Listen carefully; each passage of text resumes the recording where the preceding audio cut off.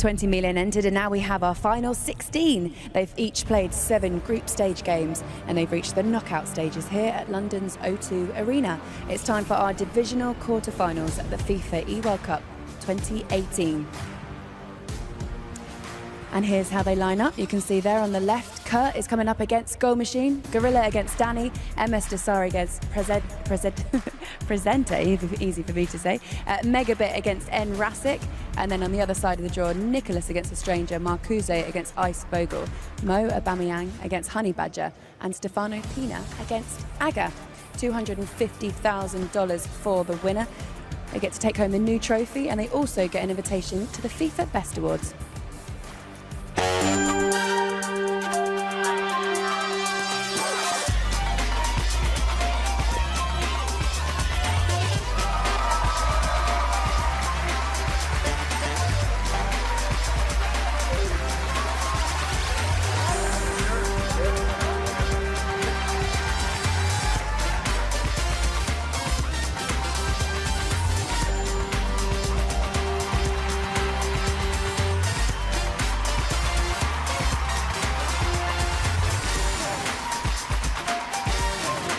Cristiano Ronaldo.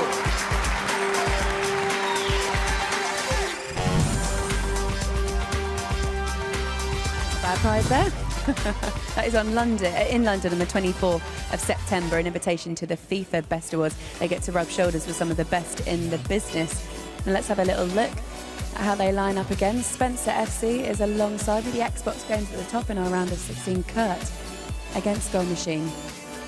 Yeah, big game indeed. Time for Kurt to really start delivering on his words now, and if anything, if we're to take his performances so far seriously, then I'd say he's going to do that. Goal Machine's got a lot of work cut out for him, but for me, the 2 big games for this round here is Gorilla Danny, which I think is going to be amazing, and Megabit and Rastic as well. These are huge games. What about MS Desari? Because he was scoring loads of goals earlier on, as well as Gorilla. There was an 11-2 finish, I think, as well in there. He scores a lot of goals. He doesn't necessarily concede a lot. Do you see him going all the way? Yeah, a lot of people would say he's one of the best defenders in the whole of the community. Certainly going to be there or thereabouts. My prediction, I just sort of did a little map on my paper here, working out who I think is going to get where. I had MS Desari to get to the final on Xbox. I won't tell you if I had him to win it or not, but yeah, I think he's going to go the distance.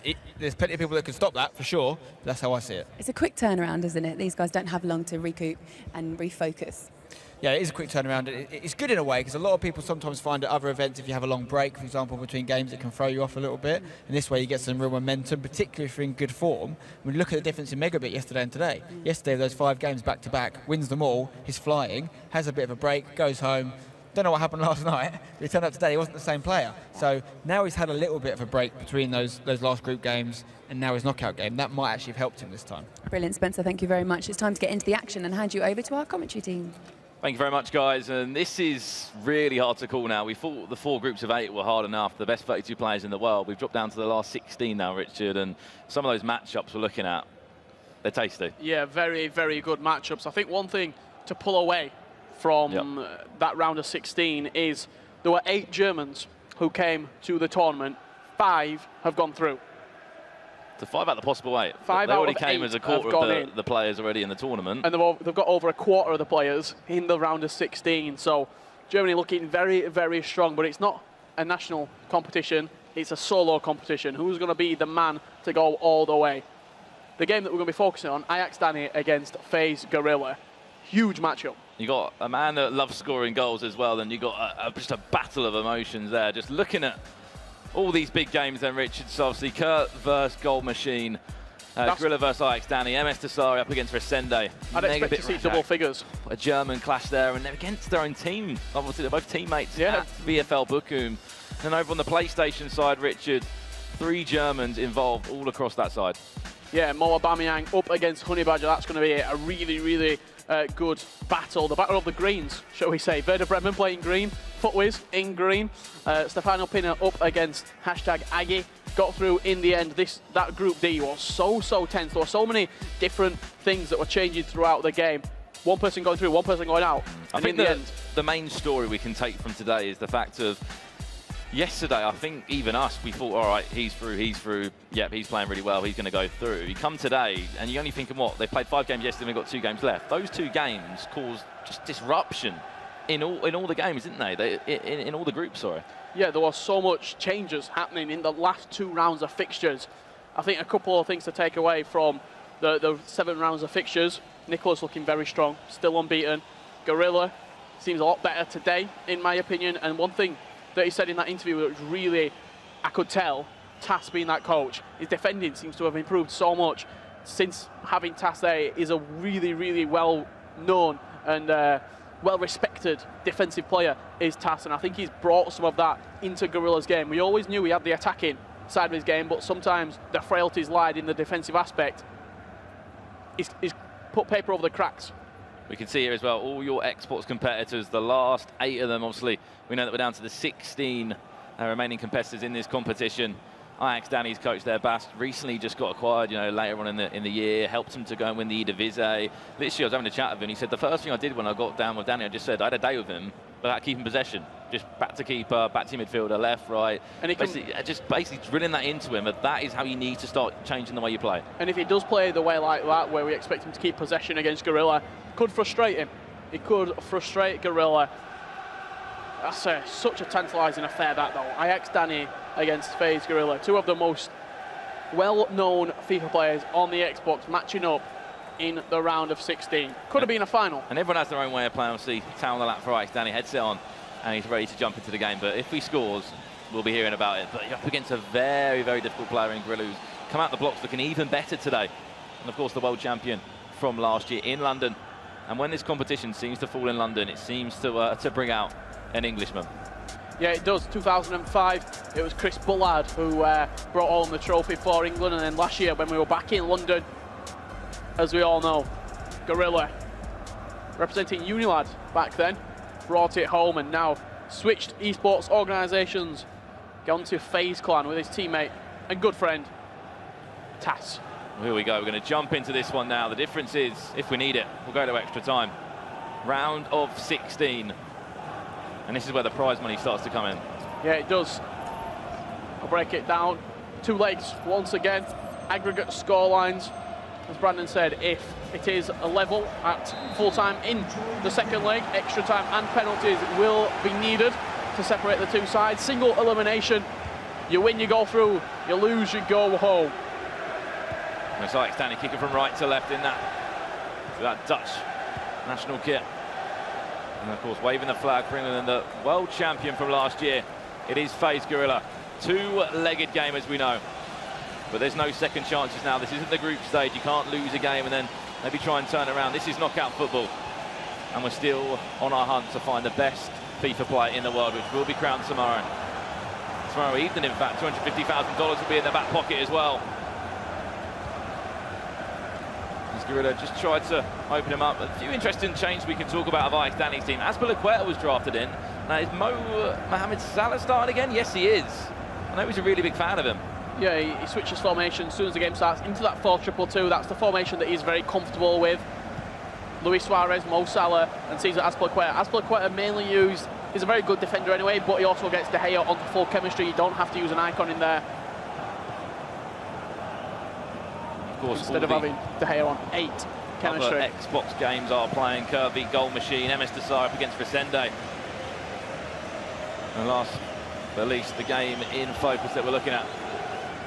We're up against Ajax Danny. Yeah, we're just waiting for the final game as well to kick off. That will be Razek versus Megabit, all VFL Boku. Such one of those ties that you just really don't happen, yeah, because of course 2 fantastic German players. You said it, Richard. 8 of them came here. 5 of them remain in the knockouts, and you have to start looking at why that is, and that's because in their own country they've got tournaments all the time. Whether they're big for a few $100s, for a few prizes, you know, like a new gaming console, something like that, they've always had that drilled into them. The structure's very much their chance, looking to get in behind there. Both of these 2 players as well, last remaining countrymen for their nation. They're the sole representative. As we said, Crafty was on 9 points coming into today. He didn't even make it through. Goal Machine did. Here comes Gorilla, just a little bit too heavy on the ball. It was a through ball we tried to feed to Cristiano Ronaldo. Commiserations as well for Yimi earlier on in the day. Danny's countrymen from the Netherlands crashed out of the competition. And what will be great to see now is Jimmy there supporting him. And I know a number of Dutch players here as well, and guys that work within the Eredivisie, they'll be supporting him all the way along, and I'm sure his Ajax fans as well from back home will be watching and supporting.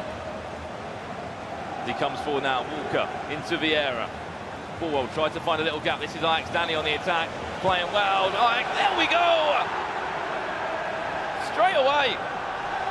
And he'll give you that bit of passion every time he scores.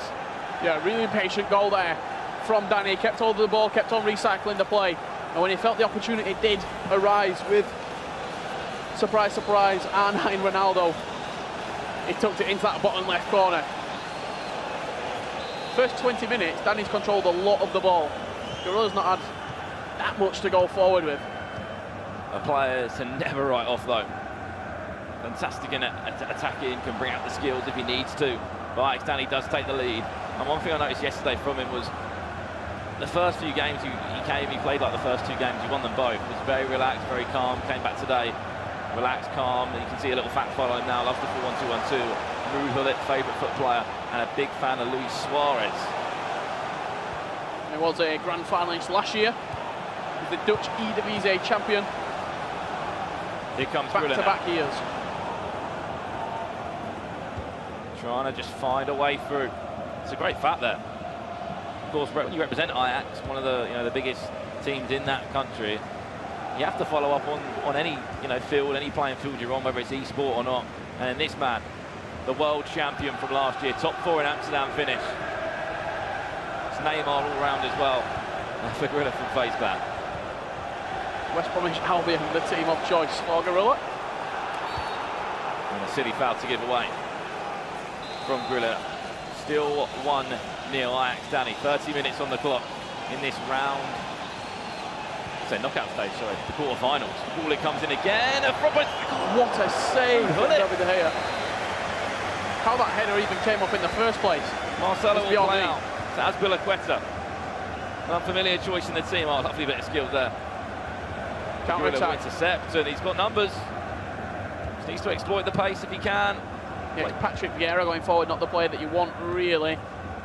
The pass that he played as well to CR7, he wanted to play into his path. He played it a little bit behind him, so it just disrupted his counter-attack slightly. Lovely ball. R9, he is onside, recycles back to Neymar, he'll hit it. Mohamed Salah just throws himself at that. Out for a throw-in. The pressure isn't over yet from Gorilla. Trying to find a way through this defensive line of Ajax, Danny. You know how dangerous it can be on the edge of the box, whether you've got any of these players, will it? Ronaldo, R9, Messi, the list goes on. Who can strike a ball from that distance? Back to goal! Equaliser! Post and in. Really good finish there. He didn't even turn. He literally just had his back to goal. Low-driven shot. And fired it into that bottom left corner. Daniel will be thinking, what do I have to do to try and defend that? Can't really get any tighter to him. I think the thing is, when you play against Gorilla, because he attacks so well, you can't get downhearted when you concede a goal. Because if you do, it'll just pile on the pressure. He'll score 5, 6, 7, as we saw earlier with Nicholas Razek.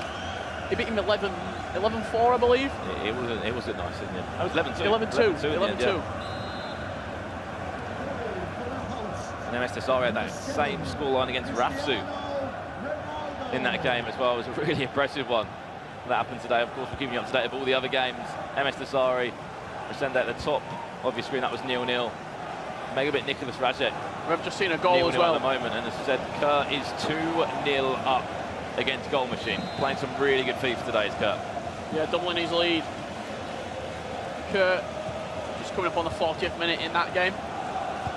They try and make all the games kick off at the same time. Got to say though, players like Kurt and Grillo come in today playing even better than they were yesterday. Yep, 100%. Taking it to a new level. The man from Saudi Arabia, MS Desari as well, just broken the deadlock from the penalty spot. Grillo now looking for a second to go in front. Well, you saw the idea there, wanted to just let the ball roll across his body with Ronaldo. And you're thinking if you got in those kind of areas, you know it would be a goal. Added time to come of 2 minutes. 2 minutes added time. This is knockout now. This is no going back. You lose this, it's the end of competitive season for FIFA 18. Still a great achievement to be in the best 8 players of your console. We talk about again and again the millions of people that have tried to play for the champions this year and get involved in the global series from all over the world. I mean, you are technically into the quarterfinals. Round of 16, there's 8 players left. Some call it a quarter, some call it the round of 16. You're in the best 8 players on your console, whether it's the Xbox One or the PlayStation 4 in the world. Ajax Danny there on your screen. An interesting first half. Let's have a little talk about it. Obviously, a good start from Danny. Griller's just attacking his normal attack, but it was just first 20 minutes he kept a lot of the ball, did Danny. He kept on moving it left to right, trying to not let Gorilla really have a touch of the ball. And what happened as soon as he got a touch, he made him pay. This is the goal that Danny did break the deadlock with. To Ronaldo, to Vieira, into R9, stop, and literally just hit the ball with the corner. And then Gorilla's goal was pretty good. Yeah, quite similar, to be honest. Same name, different player. This was CR7. Of course, see the motion spikes, Danny pouring out. That was a really good header. Pull it. Just flick that on. David Hale will tip over. And this was the goal that Gorilla scored, a really impressive one. Neymar, stop, turn, goal. Fired into his feet, Neymar, that low German pass into Ronaldo. You see the reaction. Tass even enjoyed that one. Here we go, back in this second half now. Still to play for. Remember, we will go to extra time if we need it this time, which I'm expecting a few games will go that far. Maybe even penalties, Richard. Yeah, got to agree. You see the scores cycling through the top of your screen. Ronaldo, he's going to recycle it. Ronaldinho, half-turn, finesse! Danny's back in front. Everything you need to know at the bottom of your screen right now. Each match is 2 legs. If it's a draw, extra time will be needed, and we might even have to go to penalties, as I did mention.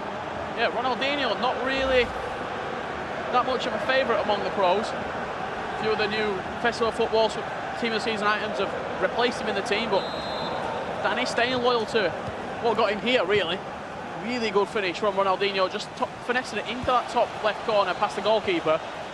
That's what happens when you give the players who are this elite at the game, the top players in the game as well. When you give them a 99 Suarez, a prime R9, they can do damage. Well, look at that pocket on the edge of the box now that is so deadly for so many players. Suarez tried to have an effort at goal. Danny will just about survive that attack. But Danny, from the player we saw at the beginning of this year to the player we saw now, is completely different. He's just a completely different player. I remember in Barcelona, I think he went out on penalties, and there were a big rage for him. And that was a turning point, I think, for me. I think from that tournament in January, he's only got better. He's got in the coaches, you can see behind him there. He's worked on his game. He's had to change the way that he plays the game. He's a lot slower now. It's a lot more methodical pace. Danny again with Ronaldinho. And he's improved drastically. He was trying to play the same way he played FIFA 17. It's a different game. It's different completely. And things that were overpowered and very good in FIFA 17 might not be this year. And you've got to adapt to the game, and it's the very best players who can adapt and constantly get better. And a word on Grill, obviously, we were lucky enough to cover that G20 Elite Series where Tass came in as, you could say, coach Tass at the time for Unilad before Griller made the move over to FaZe. But they've had that time together, you know, to coach each other. And the one thing we say about Griller is, he doesn't have to have a good first day. Don't get me wrong, it was still a very good first day, but he can come to the second day and just lift it up a notch. Yeah, and I think Tass giving a little bit of advice here on the substitute, switching to a 4-2-2, matching up Danny. Heung-min Son and Thierry Henry, the subs coming on. It's that 88 Vieira, the middle version of the icon, not the prime. It's got a tiny little bit more pace than the prime. Well, this is a corner for Danny.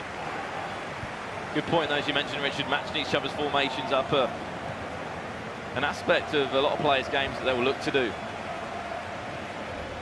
Just from that corner there, Danny playing all the way back to the halfway line. Every pass has to be done well, otherwise it's a risk at the end of the day, and Griller's committing a number of players forward. He's looking for that gap, though. Just about somehow wins a free kick.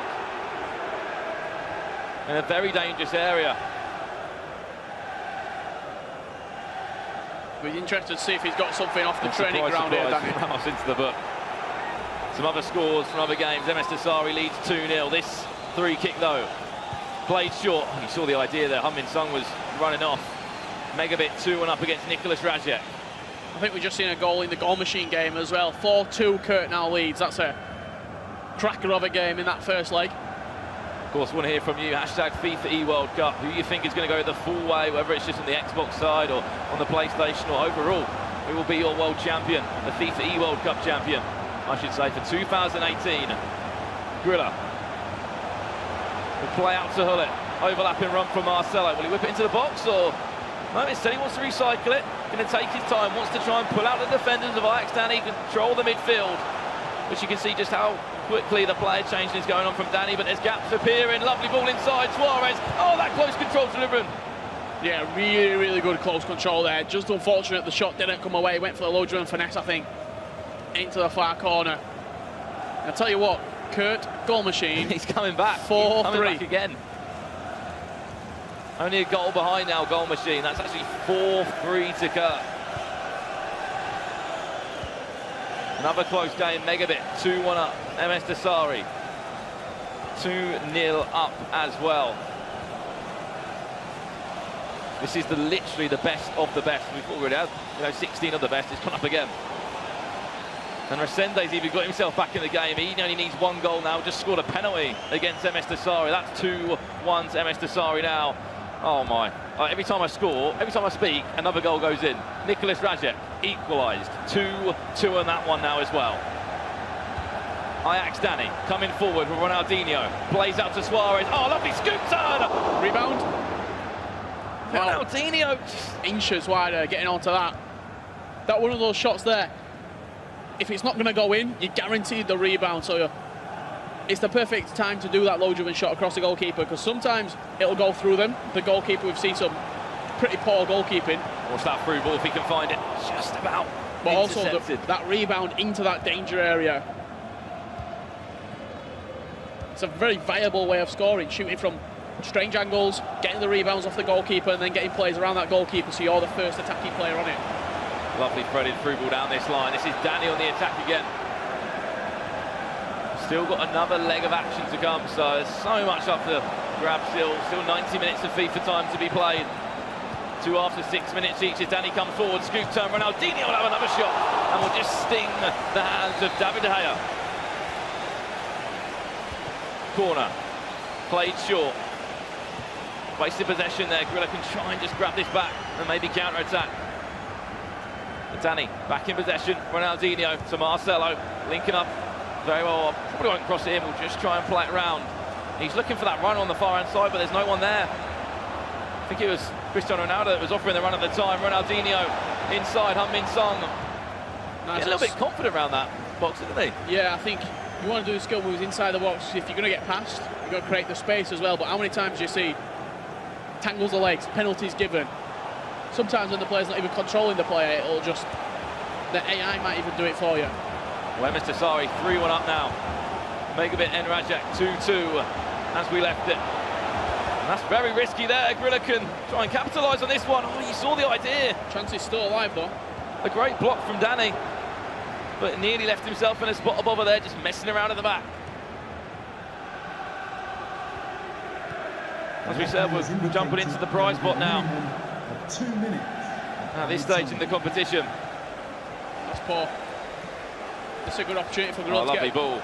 all square. In added time as well. Imagine this, Richard, going into the next game. All square at 2-2. Suarez Ronaldo looking into Min Sung. This is Faith Grilla on the attack now. Oh, lovely ball inside for Suarez. The timing of that tackle from Ramos. Impeccable. There you have it, full time. Danny comes out 2-1 victory in the end. I imagine the stats after the game, a lot of possession for Danny. And I tell you what, goal machine is the comeback kid. 4-4 now. 4. When we looked over, he was 4-2 up Kurt. We're going to go and have a look at some highlights from that Kurt game now. This is how it kicked off then, so 33 minutes into it. Kurt went 1-0 up, starting well. Kurt scored 23 goals this morning. 23 goals up to this point, just today. He's only played 2 matches. 3 minutes later, he came forward again. Ronaldo into Neymar. Finesse. Goal. That was 2-0 up. If you look at the way he's playing at the minute, there's no thought about what he's doing. It's very instinctive, the way that he's playing. Imagine he goes 3-0 up shortly afterwards. As we said. 2-1, in fact. Ronaldo came forward now into Hullet. A goal back for Goal Machine. Just before half-time. R9 into Hullet on the finesse. A routine goal. And then just before half-time, we actually got another one. Ronaldo into R9. Low driven. And into the back of the net. That made it 3-1 at half-time, Richard. Yeah, R9 once again for Kurt being the magic man in front of goal, and he made it 4-1 just after half-time. R9 once again, right foot, left foot, it doesn't matter to the 96 icon. So that was a 3-goal margin at the time, Rich, and you're thinking, right, when we looked over to it, I know that Goal Machine got a goal back now. We looked over about this time when we were looking at the Gorilla game and thought 4-2. Seems quite good for Kurt at the moment, still got that 2-goal advantage. And with 13 game minutes left, you're thinking, surely not. But the running joke you've said, Richard, throughout this tournament, he's the comeback kid. Yeah, in the 63rd minute, great turn by CR7, and then that near post, low driven, tucked it home for Goal Machine. At this point, he must be thinking, this is what I do. This is ordinary to me. I'm used to going back from defeats and levelling up games. It was the 81st minute. Oh my! What a finish that is. Front post bicycle kick. If he's surprised he scored it. He just doesn't seem to make it easy for himself, Goal Machine, does he? He puts himself down like 2 or 3 goals. That is one hell of a finish from Cristiano Ronaldo. And this is how the first legs are pretty much all concluded, other than the Nicholas Rajak game, which has got a little bit of time left. But a really good start from Mr. Sari, a really tight game. Gorilla vs Ajax Danny, Kurt v Goal Machine. That was a comeback and a half. Yeah, and if you're worried about these knockout games being a little bit hasty, being a little bit not that attacking, and maybe playing for a draw in the first game, then coming out the second game completely wrong. Every single player has just carried on the way that they were playing in the group stages. Goals galore. And we're jumping back into this game. 2-1. Ajax Danny does lead in that first leg. Second leg going to be getting underway pretty much right now. Gorilla starting with a 4-2-2. I'm interested to see Danny will be using the 4-2-2. Looking at the players used by Gorilla, it looks like Paul Pogba is going to be playing right CDM. We're very interested to see what they're saying right now, TAS and Gorilla. Obviously no headset on for Gorilla, everyone has their own way of playing. You can hear everything that we say. Here's the second part of the game now then. Danny does have that slight advantage, but when you're playing against a world champion from last year in London, coming to his home turf. And an early goal completely ruins that advantage. So there we go, there it nearly was. But this is going to be no way an easy game at all, and this is how it all breaks down then. So really, you're playing for some incredible money right now. If you win this game, I believe you jump up. Oh no, you're in 2,500 at the moment. You're in 2,500 at this moment in time. You win your next one. So I believe if you win this game, it's $2,500. That's correct. You win this one, $2,500, and you jump up again to the bigger prize money, $20,000 there. And Richard, if you go the full way, $250,000. Yeah, so we're in the round of 16 right now. Even though there's 8 players, it's over both sides. It's Xbox and PlayStation 4. So if you make it through to the top 8 in the world, if you win this game, you're guaranteed $2,500. If you win your next game and you make it through to the final 4 on your console, $20,000. As we know, we do have that big cross-console final, which, don't worry, it doesn't sound as confusing as it does. You just play one leg Xbox, one leg PlayStation. And this was all the Xbox players that came into this tournament yesterday. There were 16 of them now, there's only 8 that remain. Lois seed. Rapsu went out. He was second seed. You know, just looking down to the first seed, you can really see Resende would be that name. When the 12th seed, he is through, and he's playing MS Dasari right now. Yeah, 1, 3, 4, 5, 6, 7, 9, and 12 all gone through. Big disappointment for Rafsu this tournament. And it's just one of those things, isn't it, that seeding doesn't really play that much of a factor. You're all here because you're fantastic, you know, at your trade of playing competitive FIFA. You've all been to tournaments this year. You've all experienced those big events. I think it had a little bit of an indication if you look at what a finish. Out of absolutely nowhere. Messi again. That left foot is deadly. They didn't even move. Just nestled into that back of the net. Dipped, if anything. David De Gea can only just stand there and watch it go in. De Gea didn't move. That's that team of the year, Messi. Once again, stepping up at the biggest stage. Beautifully just tucking that one into the top corner. What I was saying about the seeding, if you look at some of the lower ranked seeds, that sort of does give a little bit of an indication, because if you're looking, Dreamer on the Xbox didn't go through. In some aspects, yes, we can take it down to that level, but it's still, obviously, as we mentioned again and again, millions of people came here. 32 made it to London. Now we're only with 16 players left. 8 on Xbox, 8 on PlayStation. These Xbox ties are the ones you're watching right now. And then it will be the PlayStation guys in action. You win this game, you get $2,500. You jump into the prize pot. And if you win your next game, you're jumping up by quite a way. Danny now, though. 1-0 down in this game overall. It is 2-2. Just shifting the ball up by Mohamed Salah. You know he's a massive fan of that player. He's rushed that. He's rushed the chance there, Danny. He could have brought that down and tried to recycle back in. Maybe gone for a back post cross. He's took the shot on early. Look for Ruud Gullit just busting a gut down that left-hand side. It's crazy to say, but for a lot of players, this could really be the biggest game, or one of the biggest games of their FIFA careers this year. Yeah, definitely. I think Danny, maybe the playoffs were quite a big stage for him. Gorilla's been at every stage pretty much of the year, but both of them huge.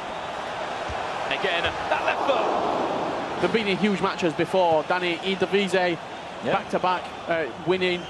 He's the champion. Gorilla, need no introduction. Grand finalist last year, won the grand final in London. He's been around the scene for quite a little while now, and he's a winner. Both of these players are champions. They're both winners. Mistake from Danny. Just that one simple pass. You don't give any chances to Gorilla. He's going to line up on that left foot. Instead, went with the right for Messi. Attack isn't over. That is Messi, though. On his right foot there, I think he was trying to get inside and maybe utilise that left foot. Kurt started that second leg absolutely frantically. 3-0 up in 11 minutes against Goal Machine. And I think that's goal number 30 for Kurt in his game right now against Goal Machine. And then, funny enough, Cristiano Ronaldo scored that one. 30 goals just today, Richard. Remarkable from Kurt. He's come out absolutely flying, like the red arrows this morning. He hasn't left it easy for himself, Goal Machine, if he is trying to, you know, set up a comeback. He's 3-0 down in that game. So I don't think he does it on purpose. No, I'm sure he doesn't, but 7-4. And if he brings a comeback there, makes it... I've just had to blink there as well. I'm pretty sure that it's only like 14 minutes in that game as well. It is, yep. And there's been 3 goals scored. Wow, what a start. 3 goals in 11 minutes for Kurt. Incredible. Changes have been made. MS Desari, 4-1 up still against Resende from Brazil. Nicolas Rajek takes the lead now in that one. 4-2 up against Megabit. Marcelo. This is Gorilla in that England strip from left to right. This is the second leg now, so in just about 10 minutes time we'll find out who will be looking their place in the last 4 for their console side and towards the last 8 overall in the competition. Goal Machine actually does get himself back a goal. Inside 20 minutes, Yeah, 3-1. into it. Look at the space Chance. now. What a save from David De Gea. Yeah, you can see the look on Gorilla's face as well there. He knows that's a golden opportunity to pull away from Danny. Straight away, back on it, Richard. Straight away, trying to create another chance again. Will this chance come? R9, Beautiful. through to Gullit. Again, David De Gea. Another massive save from David De Gea. Having to save him, having to pull him out of the hole. I'd have expected him to save the Gullit one, the Ronaldo one first, though. No, I didn't expect you to say Quite that. remarkable, yeah. Danny just seems a bit nervous now, doesn't he? And Gorilla is just thriving under this. He's used to big games, he's used to the big stage. Danny just needs to calm himself down. I'm sure at half-time they'll have a few words between him and his coach. Just relax. You played well first game, you left it at 2-1 up. He's going to play short. Just interchange with Kyle Walker, Vieira all the way over, but you can just see there's a risk there. Farnheim did pick that up for Gorilla. It'd be in a bit of a spot of bother. Ajax Danny would be. Or maybe one more chance before the end of this first half in the second leg. Mohamed Salah, why didn't he go that way? Why did he go back again? He's got no right foot. He didn't feel confident shooting on his right foot. He had to get back onto that left foot, and that's what's cost him. Is he onside? Just about he is. Cristiano Ronaldo, last chance of the half, literally feeds it to Hullet. Oh, lovely, and again! And that's how fast FIFA can be sometimes. That's the difference. Hullet, 5-star weak foot. Mohamed Salah, the other end, 2-star weak foot. You've got to be confident shooting on either side with your players. From one chance down the other way, as you said, Richard tried to get it onto that stronger foot to being counter-attacked. And smiles all round at the moment for Face Gorilla, who is just about in front as we go into half-time at 3-2 to the Englishman. Perfect time to score for Gorilla just on the stroke of half-time. Looking at the stats, Danny, as we thought, would be dominating possession, 57% in this round of 16 matchup. I wouldn't be surprised to see Neymar come on, maybe even Luis Suarez. Well, he hasn't messed about at all with his bench, has he? He's just everyone on there, every single option he's got, and he's got very strong options. He's got Neymar if he wants to come on, Suarez, Ronaldinho. I think I just saw a goal out the corner of my eye. I think MS Desari starting to pull away in that game. Could be 5 or 6-1 now. We'll get confirmation on that one any second now. 2-0 in the second leg on aggregate. And it's half-time in that game. He's leading by a little bit of a margin now. Kurt's just scored again. He is back in front now by 3 goals, 8-5 up on aggregate. And here we go. 6 real-life minutes, you could say, away, plus stoppages, obviously. The 45 in-game minutes of FIFA from jumping into that prize pool. 6 minutes from either your FIFA 18 career carrying on or coming to a finish for this year. Getting into the last 4 on your console side and the last 8 overall in the competition. Danny needs a goal. Min Son. Back heel. Don't know if it was needed. Ronaldo just about out strengthening. Paul Pogba, it's seen there. Suarez from distance. Oh, he's a big fan of Suarez, Danny. But David Gea there was just about to tip that over the bar. In it comes, front post flick on again, just about dealt with. And Gorilla will come and attack with pace. See the score, 8-5 for Kurt. All these games are in the second leg. Second half as well, I believe, just approaching most of them. MS Desari 5-1 up against the Brazilian Resende. And last but least, Nicolas Rajek. Looks like he could be knocking out Megabit. 4-2 up at the moment. Danny just seems a little bit more confident though, don't get me wrong, in his second half. I mean, it's only been 10 minutes, but looks like he's in possession a little bit more. Lovely ball roll, Hullet. Into Ronaldo on that finesse, a little bit ambitious. Yeah, not really enough conversion behind it. Pushed wide from David De Gea in goal. Great switch of play for Antonio Valencia. To Antonio Valencia, I should say. Pogba. Lovely little triangles here for Gorilla, who's trying to set himself up for an attack. I think 1 goal would be enough. Needs to try and boost that lead. And if you want to come down tomorrow to the O2 and see the best 2, the remaining 2 players in the world battle out for $250,000, you can still get yourself a ticket. We've still got a very long way to get there. We've done the groups, don't get me wrong, but we've still got 16 players left after these games. We'll have 8. Trying for a little spin there into the gap with Paul Pogba. Really aggressive in the way that he defends Gorilla. You can see him pulling out plays. Danny's just panicking a little bit around the back. Maybe rushing his decisions, which is exactly what Gorilla would be wanting him to do. So we can find those gaps, try and punish him. Scoop turn, Cristiano Ronaldo just about dealt with again. Messi into Pogba, will try and just speed up his attack. Yeah, good tracking though from Heung-min Son for Danny. The thing is with Ajax, Danny, he's not going to rush anything. He's going to wait and wait and wait and hope that that one perfect opportunity does come up. Sometimes you don't get a chance and you've possessioned the game out almost. You might have 65% possession and you'll still go on to lose. It's all about using the possession that you create in a positive manner. It's just that one chance for either of these two to extend the lead or to get an equaliser. Grilla. Oh no, Ronaldo, he's onside. Try to just be clever with it and play it inside there. As Quetta. Not in many people's teams, in Danny's. He's in there for a reason.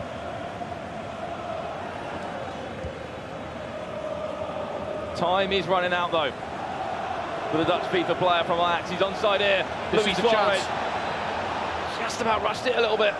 Yeah, they got very lucky to Gorilla fake shotting away with Sergio Ramos.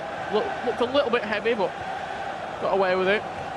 Let's see if Gorilla can kill off the game now. Comes down to a bit of game management now. How you look to play. Do you change your formation? Do you try and keep the ball a bit more in the right areas? Probably go and get another goal, which I think Grilla would love to do. He wants that left foot. He's looking for that left foot mess if he can. If not, he'll just play it to someone else. That dribbling though, incredible. That's poor. And here we go. There we go. There's a runner. Son. Does he want to play him? Heung-min Son's off now. Maldini will come across. Play inside. He's just tried to mark it. He hasn't got it. One more. Oh, he wanted to see what he wanted to do. Ronaldo, this attack isn't over yet though. Vieira. Pull it to Marcelo. Just waiting patiently for this one chance, this one moment that could get himself a goal back. Think carefully, think about when you want to take this shot. Ball comes across. Yeah, and it actually foul on the goalkeeper in the end. The opportunity came up, he went to play one more pass and it just didn't work out for him in the end. Gorilla pausing it with 10 minutes left to go, just to relax a little bit. Chatting to his coach as well, Tass.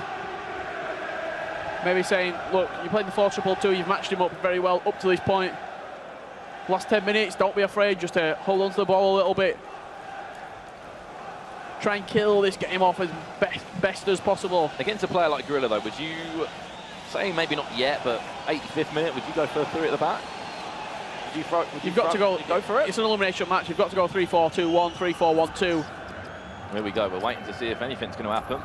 Danny must back himself, back his own formation, that he can get a chance in that exact same 4-2-2. I think Gorilla's saying as well, do I just stick with it, or I think I'm just waiting if Danny's changed anything, but he doesn't look like he's doing anything. I think he's just waiting for Gorilla to get back in the game. Goal machine, only 2 goals away, and it's still so early in that one, but there's been 6 goals in 61. It's in the second half, is it? Yeah, just about two-thirds of the game finished in that one, so about 25 minutes left in that game, goal machine. Trailing by 2. Across the other games, Nicholas Razek, Megabit, drawing 4 apiece. And Emis Tasari, well then, comfortably winning. We're in for an incredible last 10 minutes here at the FIFA eWorld Cup, round of 16 on the Xbox. Danny needs a goal to send this to extra time. And if he does get it, I'm sure we'll hear about it as well. Gorilla's got that experience. I think they'll hear it in Amsterdam. Yeah. Gorilla can hold this out. Ronaldo. See, once again, that confident, aggressive defending, coming out, poking the ball away from his opponent. Not a lot of players can do that. They'll maybe push forward with the player and then get caught out a little bit. Ultra defensive from Gorilla as well. Just trying to press that. Ronaldo well done there. That's Quaterfinals. That's silly foul to give away again. Gorilla will be taking them all day long. Yeah, we're just waiting for the free kick. Time is really running out for Danny. Gorilla needs to keep possession. He'll still look to probably create another chance if he can. But there are risks that do come with playing this way. I think Kurt's just finally pulled away from goal machine. 9-6 that game now, Richard. Just around 18 minutes left to play in that one. Look for that ball down the line. Don't be surprised to see him keep it in the corner. Look at R9 as well. If he wants to play across, I think he'll just keep possession. He's not silly, Griller. He'll play for added time. He'll just try and slow it down. Offside. Yeah, good offside trap. He's not offside. The flag went up. Yeah. I think he blew for an advantage. I think this could be all concluded now. Just added time to come. You can see Gorilla's using, he's got ultra defensive on. Just look at the minimap at the bottom of the screen. You've got 2 players sat on the halfway line, 2 players sat a little bit further in front of that. If he wasn't on ultra defensive, if you're on balance still, there might only be 2 players back, so it leaves him susceptible to a counter-attack from the corner. This is game over now, and Gorilla will go 1 step closer to retaining that World Championship, and it'll be commiserations for Ajax Danny in the round of 16. Referee, are we all done here? That's silly foul to give away, and you can just see there. Them two, I think they know. Tass and Gorilla, that's job done. Danny knows.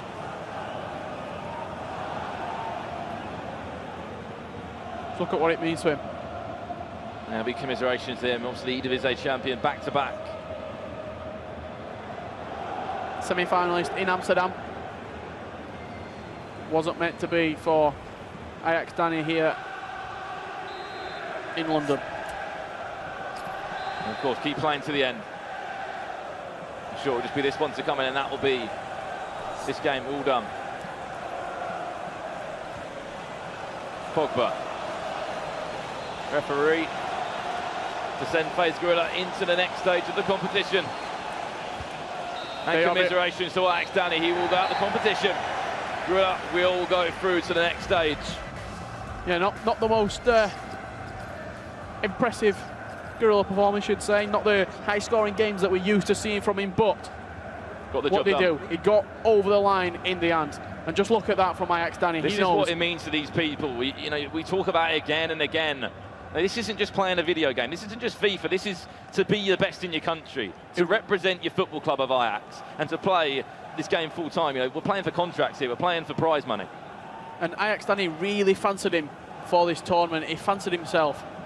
He was confident coming into it. And we have just joined an absolute cracker. Penalty to Megabit. Nicholas Rajek was in front, 4 goals to 2. And I don't think you can time coming into a game any better than that. Yeah, great transition from game to game. Perfect time. Neymar stepping up to the spot. Well, this could be an absolute turnaround. Neymar goes left, he'll score. Yeah, Rajek, he's just gone left. He's not gone down and left. When you see that little power on it, you've got to go down with the goalkeeper as well. Because your goalkeeper will just jump over the ball like that. It might be aggravating, but that's just something that happens. If you're wondering why they're both wearing the same shirt, they both play for the same team, the football club of VfL Bochum in Germany. And what a turnaround for Megabit. 4-2 down to 5-4 up. There's still a long way to go.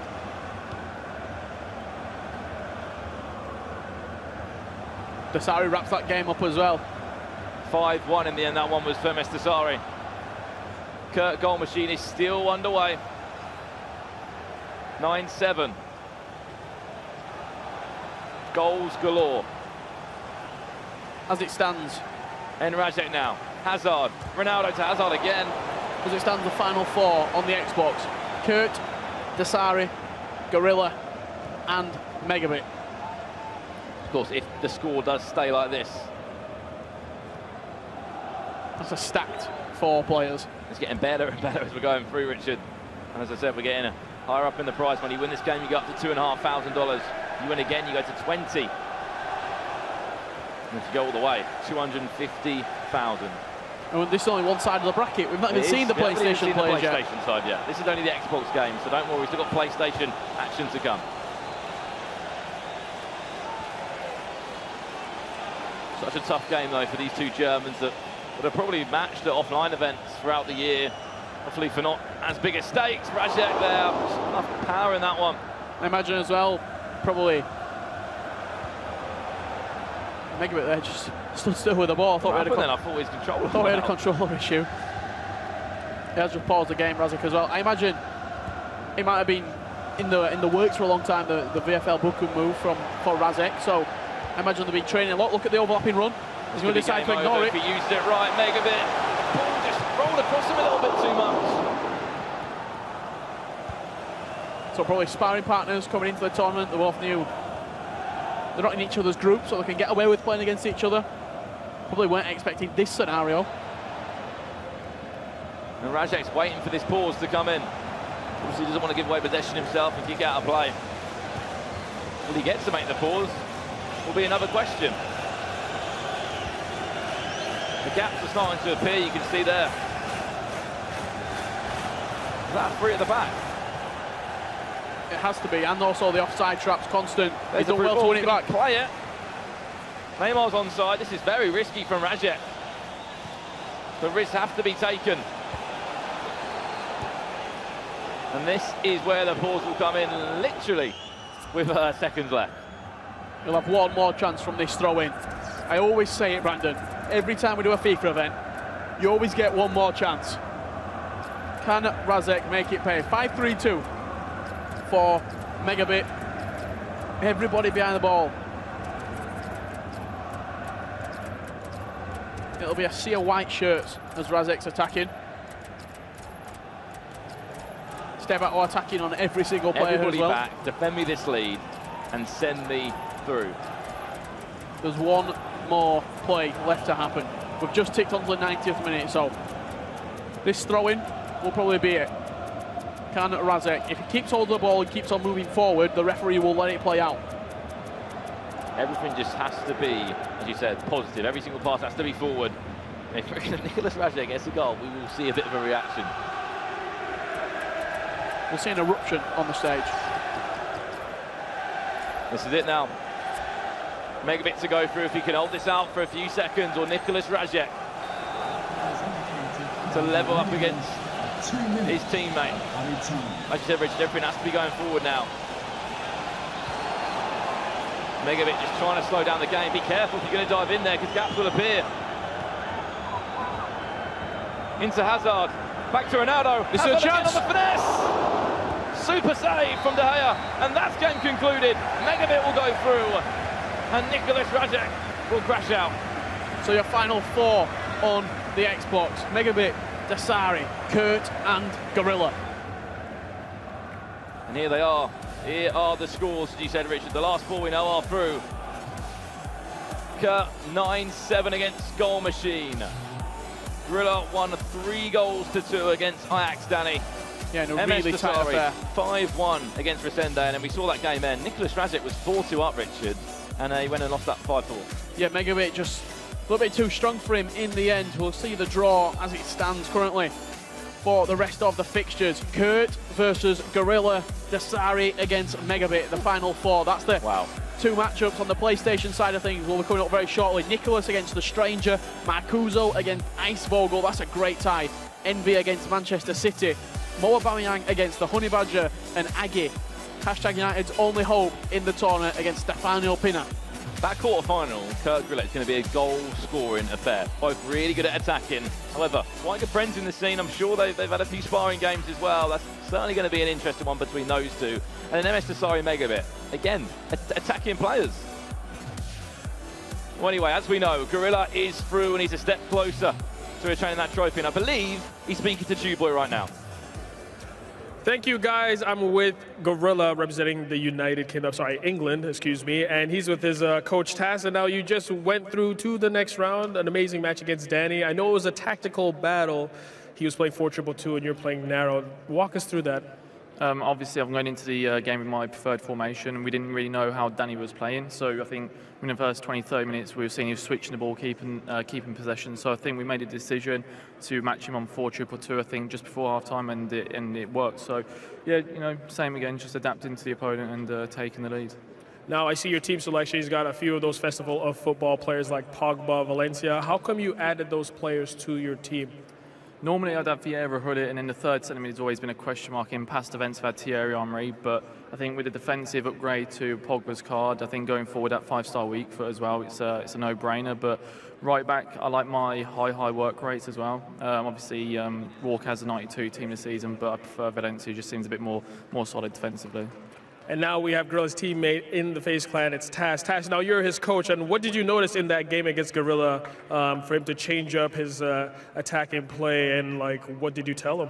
Well, first of all, I'd say it's all down to Danny and how he approached the game. He's forced us to think after the first 20, 30 minutes we can't play how Gorilla wants to naturally play.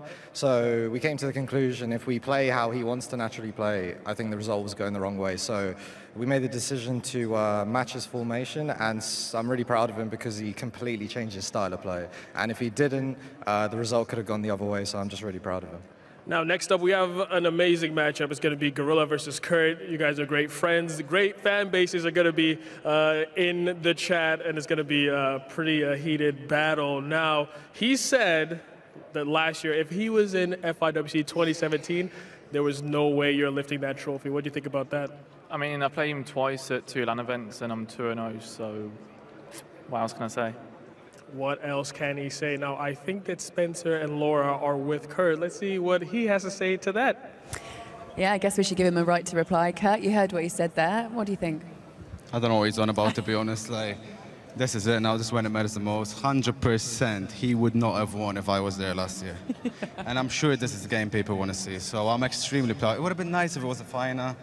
But we'll take the semi. Okay, let's talk about that game that you just competed in, because at times you look quite frustrated. Talk us through it. Yeah, it was just because I let a lead slip, and I thought I should have been a bit more comfortable than that. But credit to Goal Machine. I know he's done numerous comebacks all the way through the tournament, and he done one against me as well. So I guess it's just part of that. We saw Tass there with Gorilla coaching him. Why don't you have one?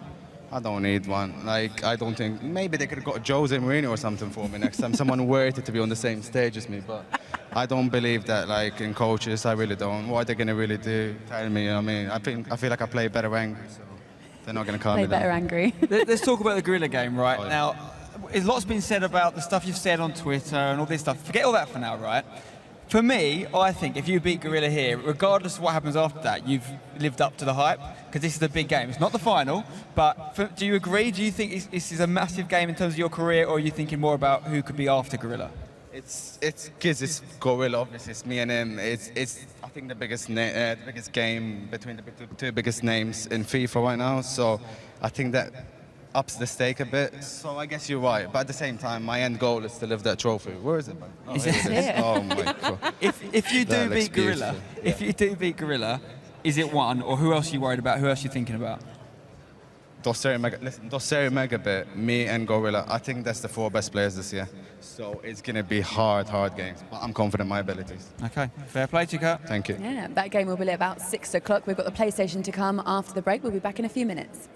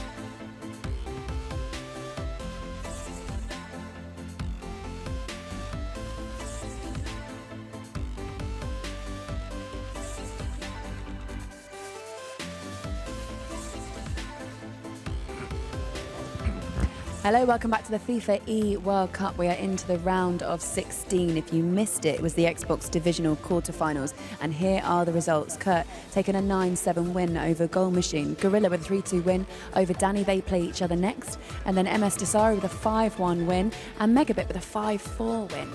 Still to come, the PlayStation. Nicholas against the Stranger. Marcuso against Icevirgle. Mo Aubameyang against the Honey Badger, and Stefano Pina against Aga. That's all coming next. Let's hand you over to our commentary team now. Thank you very much. So here we go, ladies and gentlemen. We've seen how the Xbox has played out in the round of 16. Joe, we're moving on to the PlayStation. We're going to be covering our match, which is going to be Mo Aubameyang, of course, versus the Stranger. Mo Aubameyang, of course, topping out the group. Sorry, Nicholas versus the Stranger. Talking about Mo Aubameyang. He did top his group, but Nicholas topped his group unbeaten. Only just, though. He had, I think, 2 to 3 90th minute equalizers. You can't count them out. No, and I mean, the fact is that on paper, before the tournament, most people were saying that Nicholas is the favourite for this one. Yeah. We heard an interesting thought from Kurt on the stage, who said, you know, he said amongst other things, that he thinks that that bracket that's left on the Xbox side are probably the best 4 players that are still there anyway. We'll figure out if that one is even true later, but let's take a little bit of a look back at the round of 16 here for the Xbox. So many goals from all of the games. Of course, this one we watched here on the main screens. Of course, Spencer and Danny, aka Gorilla, the current champion, managed to get himself a 3-2 win. Megabit in a clash between the same 2 teammates here, both representing Bochum, of course, and MS Desari. He's been a champion before. Can he be a champion again? He is through to play Megabit. But right here, we're on to the PlayStation. It is Nicholas, the hot favourite to take it all. Not only the console finals, but the whole damn thing. That beautiful trophy, as we just saw Kurt almost trying to kiss it, up against the Stranger. And the Stranger, he's a bit of a beast of a player, Joe. You can't rule him out. Yeah, we saw him coming through the group stage, a little bit shaky towards the end, but he managed it, and that's, in the end, really all that counts, right? It means that he gets a very difficult opponent here in the shape of Nicholas, of course, representing Argentina. He's a formidable opponent. Make no mistake about it, the Stranger is the underdog coming into this one. Yeah, obviously, all the other matches will be taking part on the PlayStation as well. We'll give you all the results as and when they come through. So we're going to kick things off. Nicholas going to be playing in the Argentinian dark blue kit, and of course the Stranger, as a German, will be playing in the white. So how is this one all going to shape up? Talking to a few people before the game, and a few of them expecting a bit of a slow one here. Well, we'll see how this all develops. Things moving. So far, good possession for Nicholas. In my opinion, always important to have a good amount of possession in these first 10 minutes, just to get yourself settled in there. Biggest stage, without a doubt, that either of these players have ever played on. And I'm sure there are some nerves there, especially when you kind of look off to your side and you see the eWorld Cup trophy. You know there's $250,000 attached to picking up that trophy as well. And it's only right that you'd be nervous at this stage. Here's Nicholas finally getting up into the box and taken down. Nothing given though. Well, close, but no cigar. Just a little tight one there, as the Stranger's defence has to work its magic. I feel that's something we're going to have to see a lot throughout this game, as Nicholas regains possession once again in the Stranger's half as he pushes forward. Space on the top left wing. He's going to go out there. He's going to try and maybe just brush it through the middle. Vieira, everyone's backing away from him. Manages to find space. Goes to Suarez. Back to Vieira. The shot in the end clatters off the legs of Messi. And to give you some updates as we go along, we'll of course try and keep track of every single game as we go through. And I can tell you that there has been a goal in one of our games so far. That is the Aga versus Stefano Pina game. And it's Stefano Pina that's gone ahead 1-0 in the early stages. First quarter of an hour gone in that game. In all the other ties, though, still goalless. Stefano Pina, the Belgian, could honestly quite easily have topped the group. The game against Nicholas was very, very tight. Nicholas, as I mentioned, 90th minute equaliser. Could have been the first defeat for him. As of yet, undefeated in this tournament. Oh, that was a full-on shoulder block in the box. Maldini floors his opponent, and it's a penalty for Nicholas in the opening 19 minutes of this game. Where does he go with it? Really disappointing there for the stranger, giving something away that early. But we shall see. I was going to say, will it be Marcelo? I doubt it. It'll be Suarez. But we'll step up to this one. Where does he go? Bottom right. Keeper goes the other direction. 1-0 to Nicholas. Luis Suarez gets himself a goal. Another goal just came in. Honey Badger has gone 1-0 up against Mo Aubameyang. Of course, Honey Badger, the number 4 placed team against the number 1 placed team, Mo Aubameyang. So big surprise, that one, to start things off. They've both got goals in their locker, though, so no surprises to see goals. I think we're going to see that one probably being quite a high goal scoring game, Joe. Yes, I think if past results are anything to go by the group stage, that one will be certainly entertaining to watch. It was a fantastic goal as well. Neither of those guys scared of having a bit of a shot. Marcuso against Eisvogel, still 0-0. The only one without a goal in it so far here in the round of 16 on PlayStation. Nicholas basically in the screen. If you look at his face cam position, Stranger certainly sitting forward as well, but Nicholas very much involved in it, and why not? He's been by far the best player, I think, in FIFA 18 this year. It would be a surprise if we didn't see him in the finals, but there's still a lot of work to do here. Now he's on the attack as he just rolls it back to R9, back across to Ronaldinho, finds himself space, but just can't get past Kyle Walker in the end. Walker throws his body to try and block it, and it does force Nicholas back to recycle the ball. Honey Badger has gone 2-0 up in that game as well. This attack from Nicholas was finally dealt with by the stranger, and now actually has made some good ground of his own. Not got much support though. Have to just hold things up while he gets more men involved. He's with Hully. Sloppy pass, but second chance does go through. Through ball though was cut out, so Nicholas defending well before the tournament. A lot of players, in fact I think every single player in his group tipped him as the best player in the group, both defensively and offensively. I mean, it just goes to look at the results. Obviously he had in Amsterdam, he was just unstoppable, no doubt about it. Nicholas been so good. Currently holding the 1-0 lead at the moment. Honey Badger, as you mentioned, a surprise, but I think there's still a lot of goals in that game. Still 32nd minute to go as well. Ronaldo, that's nice little work from Nicholas, just edges it through. Hullin finds the hole and makes it 2-0. Easy as you like there. A well worked, terrific goal. Just rolled past the keeper. Nicely done. Controlling this game as we'd have expected from Nicholas. I can tell you, we expected a lot of goals from Honey Badger versus Mo Aubameyang. What we maybe didn't expect is that, at least until now, they are all from the Honey Badger. He's now 3-0 up in that one after 35 minutes. Seemingly finding his form. Yeah, it's actually quite impressive. I mean, we have seen, if you look at the groups of Mo Aubameyang, while he did top the group, there was some erratic results in there. There's no doubt about it. So we do know he can score a lot of goals.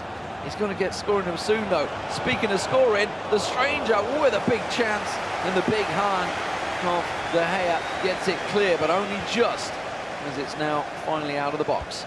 Now let's not forget, this is also a replay of the Barcelona PlayStation final, which was won by Nicholas 6-3 in the end. Already well on the way to repeating those 6 goals he did score earlier on in the year. See if the stranger can get any revenge on him this time around. But so far, it has been all about the Argentinian. Finally, the stranger going to get some ball back, switching it out. Plenty of space to work with on this top side. There's been another goal. You can see Stefano Pina has gone 2-0 up. And Aggie, not what he was hoping for at the start of this round of 16. It was a tight old tangle to get out of the groups in the first place for Aggie, the former champion. And as it is, he's come up against a very talented young Belgian, Stefano Pina, who quite honestly would have topped the group in any other than having Nicholas in it. Yeah, been playing extremely well. Certainly deserving of the position that he's in. Looking to kind of get back to become a champion again here, world champion. Was previous winner of this tournament. Interested to see, obviously we just heard from Gert not needing the coach. Stranger having a good conversation with his coach right now. Both these players known for playing 4-2-3-1. I wonder whether he's going to continue to try and match him now that he is 2-0 down, or whether he's going to maybe change things. Of course, we were looking at it from the perspective of Nicholas. We didn't see what the stranger was doing in that break. While that break has gone on, there has been a goal. The deadlock broken now, and it's Ice Vogel that has scored against Marcuso. He's just managed to get himself 1-0 lead in that match. Yep, good start for Germany on that side of things.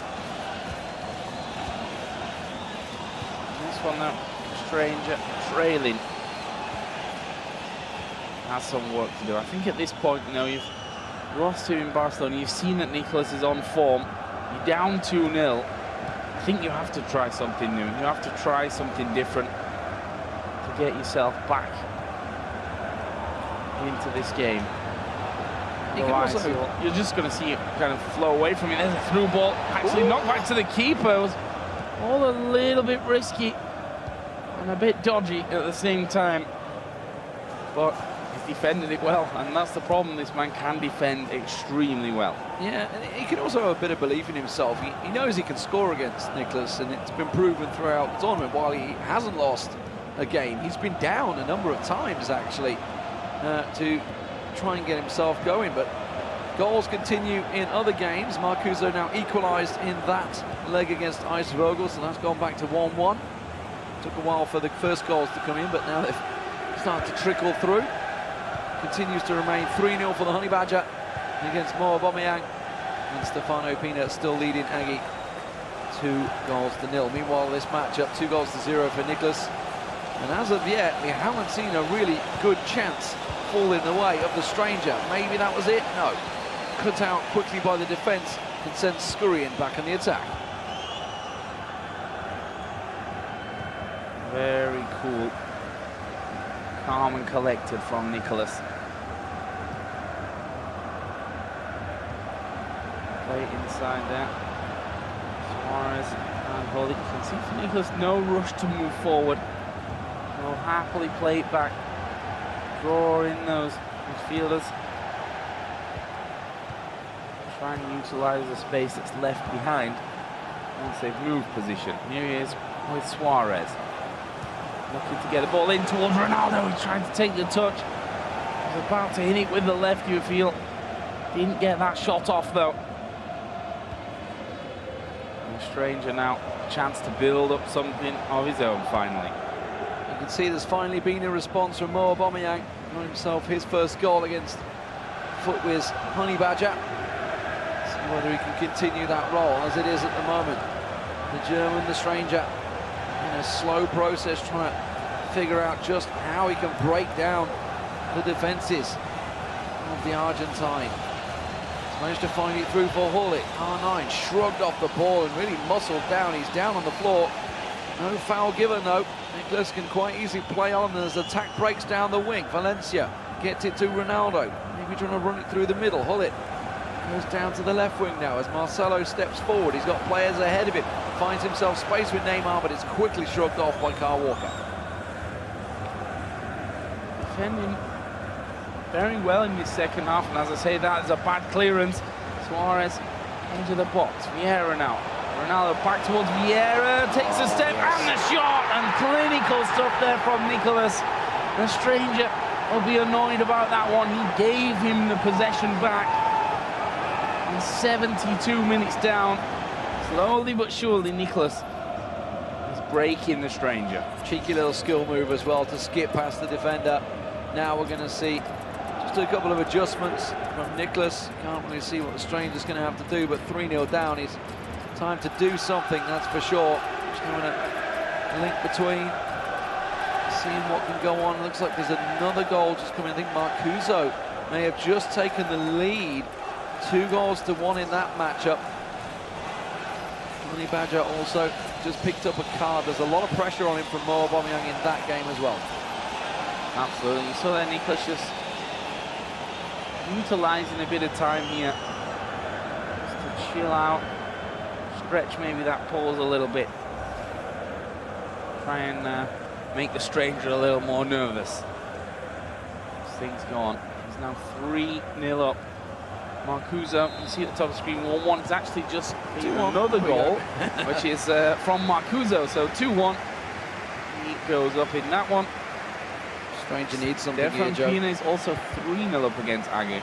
He couldn't get the kickoff. He wanted the kickoff, and it didn't quite work out for him there. Got blocked out nicely by Nicholas, knew exactly how to stop that, but it's still not done yet. Not cleared. Big chance. Oh, and he's gone for the inside post.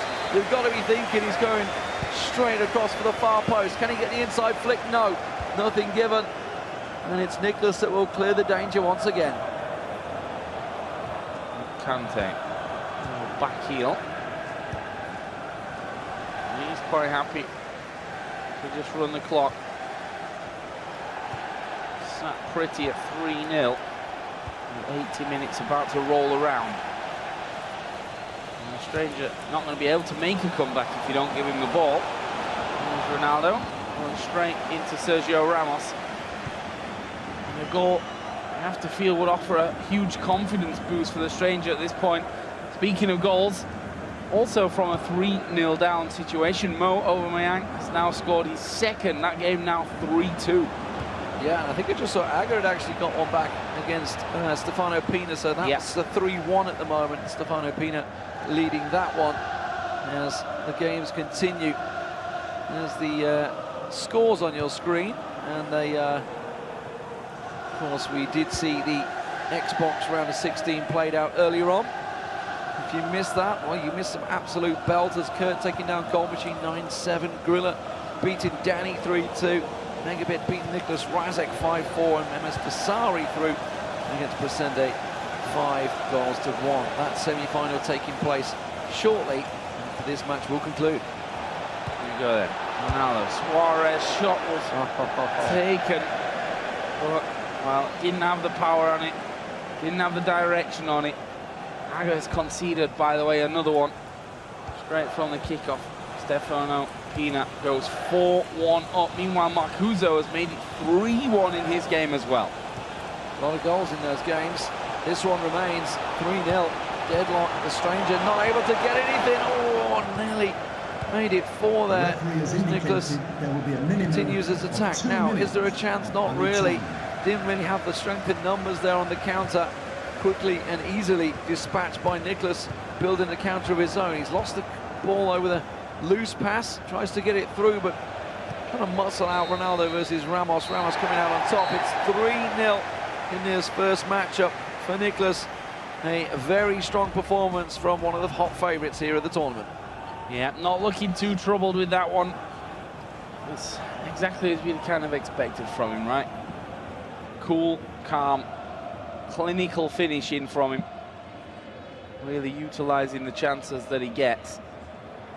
And the stranger's not really had much of a look in. There's that shot by Suarez there in the dying moments. I think that was about the closest he's come until now. And those are the results, though. Of course, the Xbox we saw earlier on. So let's talk about a PlayStation here. After leg one, a couple of those games are still being played in the dying moments. But currently, Nicholas 3-0 up against the stranger. Marcuso 3-1 up against Icevogel. Mo Aubameyang 2-3 down against Honey Badger. That leg is also finished. And Stefano Pina 4-1 up against #Agate, and that game is also going to be closing down for its first leg. I tell a lie, Stefano Pina's just made it 5-1. Wow, okay. But we can have a look here at Honey Badger taking that 3-0 lead that he did earlier on against Aubameyang, only for it to be brought back. And some good goals as well coming out, as we've seen throughout the tournament from Footwiz Honey Badger. This one being a cross-shot header, making it 2-0. Discussed from Aubameyang, thinking, how did Marcelo just get beaten there by Messi in the air? Not a battle you often see here, but there was a goal prickling in from Ronaldo. And, well, a fairly, I would say, cool, calm, collected Honey Badger there. Not something you often would say, but quickly we saw Mo Aubameyang. We expected goals to come back from him, and he certainly worked it. Pulls it back to 3-2 in the end here. Nice little drag back and slide past the keeper. And then Maldini breaking through the middle, Joe. And Ronaldo slots it in to the bottom right-hand corner. I can only imagine that Honey Badger going to be getting a little bit more nervous as things go on. Of course, our left-hand side of the bracket here is the Xbox. Kurt versus Gorilla coming up next, along with MS Dasari against Megabit. We're still waiting, though, on the PlayStation side after one leg to figure out who goes forward into those quarter-final positions. We will be playing those quarter-finals today on both sides, and of course then tomorrow the 2 semi-finals on each console plus the big final will be coming your way tomorrow, which, if you want to get involved in, there's still tickets available here at the O2. You can get them online or at the box office here on site. Turn up, get yourselves in here. You're going to have some serious entertainment tomorrow if you're in and around the London area. Will be fantastic. You can also get out of the heat, Joe.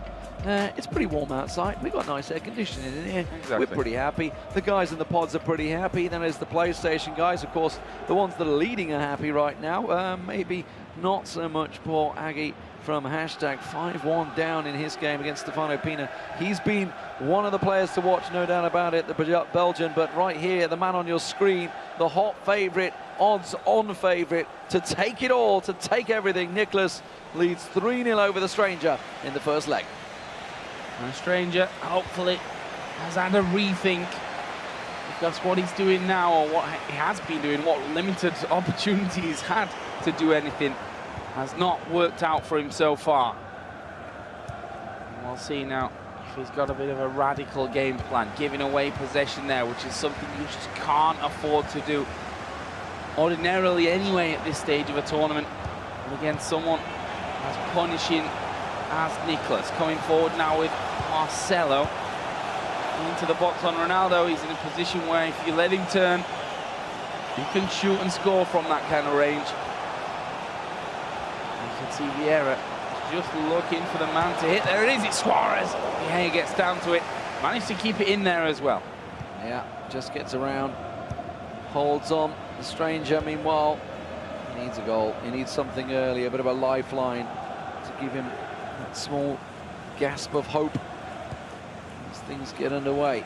Maybe to see his first attack here, first venture into Nicholas's half as he scuffs it forward. He's got good strength in numbers. That's a great chance, but Ronaldo couldn't quite get his toe to it. De Gea quick off the line and snuffs out his early chance. And just as I said, you can't afford to give possession away. You can't afford not to be taking the chances like that. So clear cut. First touch just wasn't there. The keeper was able to collect it right at his feet. First chance of his second leg, though, for the Stranger. That is at least an encouraging sign for him. But he needs more than encouraging signs. He needs the back of the net to start rippling. He needs a lifeline right now. Just look at the way Nicholas is passing it around. Crisp, clean, not really chancing it. No reason to, in all honesty, but still looking for those goals. Vieira forward, goes to Ronaldo, has to recycle it back to Hull. It finds its way through. Luis Suarez! It's 4-0. Nicholas, does he have this one done and dusted? There's still a long way to go, Joe, but the Stranger is looking pained right now. And he should be as well. I mean, that's the kind of goal, once again, that he's got very little say in. Nicholas just running rings around him. short, crisp passing, and then the turn from Suarez in the end. Could well have been R9 as well. Those kind of goals have been seen time and time again. Stranger's game plan, say it again, needs to change. Needs to have more possession, needs to make sure that passes are guaranteed for him. There is a possibility. Messi gonna shoot. Dragged it across. Go out for a goal kick. Just words of encouragement from the coach, just to say, come on, you know, you're getting your chances, you know you can take them. 4 goals is not insurmountable, Joe. It's certainly possible, but against Nicholas, I'm not so sure. As it is, Marcelo, great ball down the wing. He's going to get ahead of it as well. Himself a throw-in. Just down the side here, not going to work out. It's a real rash throw-in, actually. Didn't go very well. Stranger now, maybe try and build something off this one. Kante. Oh, it's a loose pass that Vieira was always going to collect. Moving away again. Now a chance for Nicholas. And Ronaldo down on the bottom side. And you'll see the build-up play from him. Almost identical every time. Short, crisp passes. Looking for the one into the box. It was Ronaldo, Ronaldinho actually. This time, who got the chance for the shot. Trying to turn a little far, I think. And he hit the defender. Again, ball given away in the middle of the park. And this is all about Nicholas.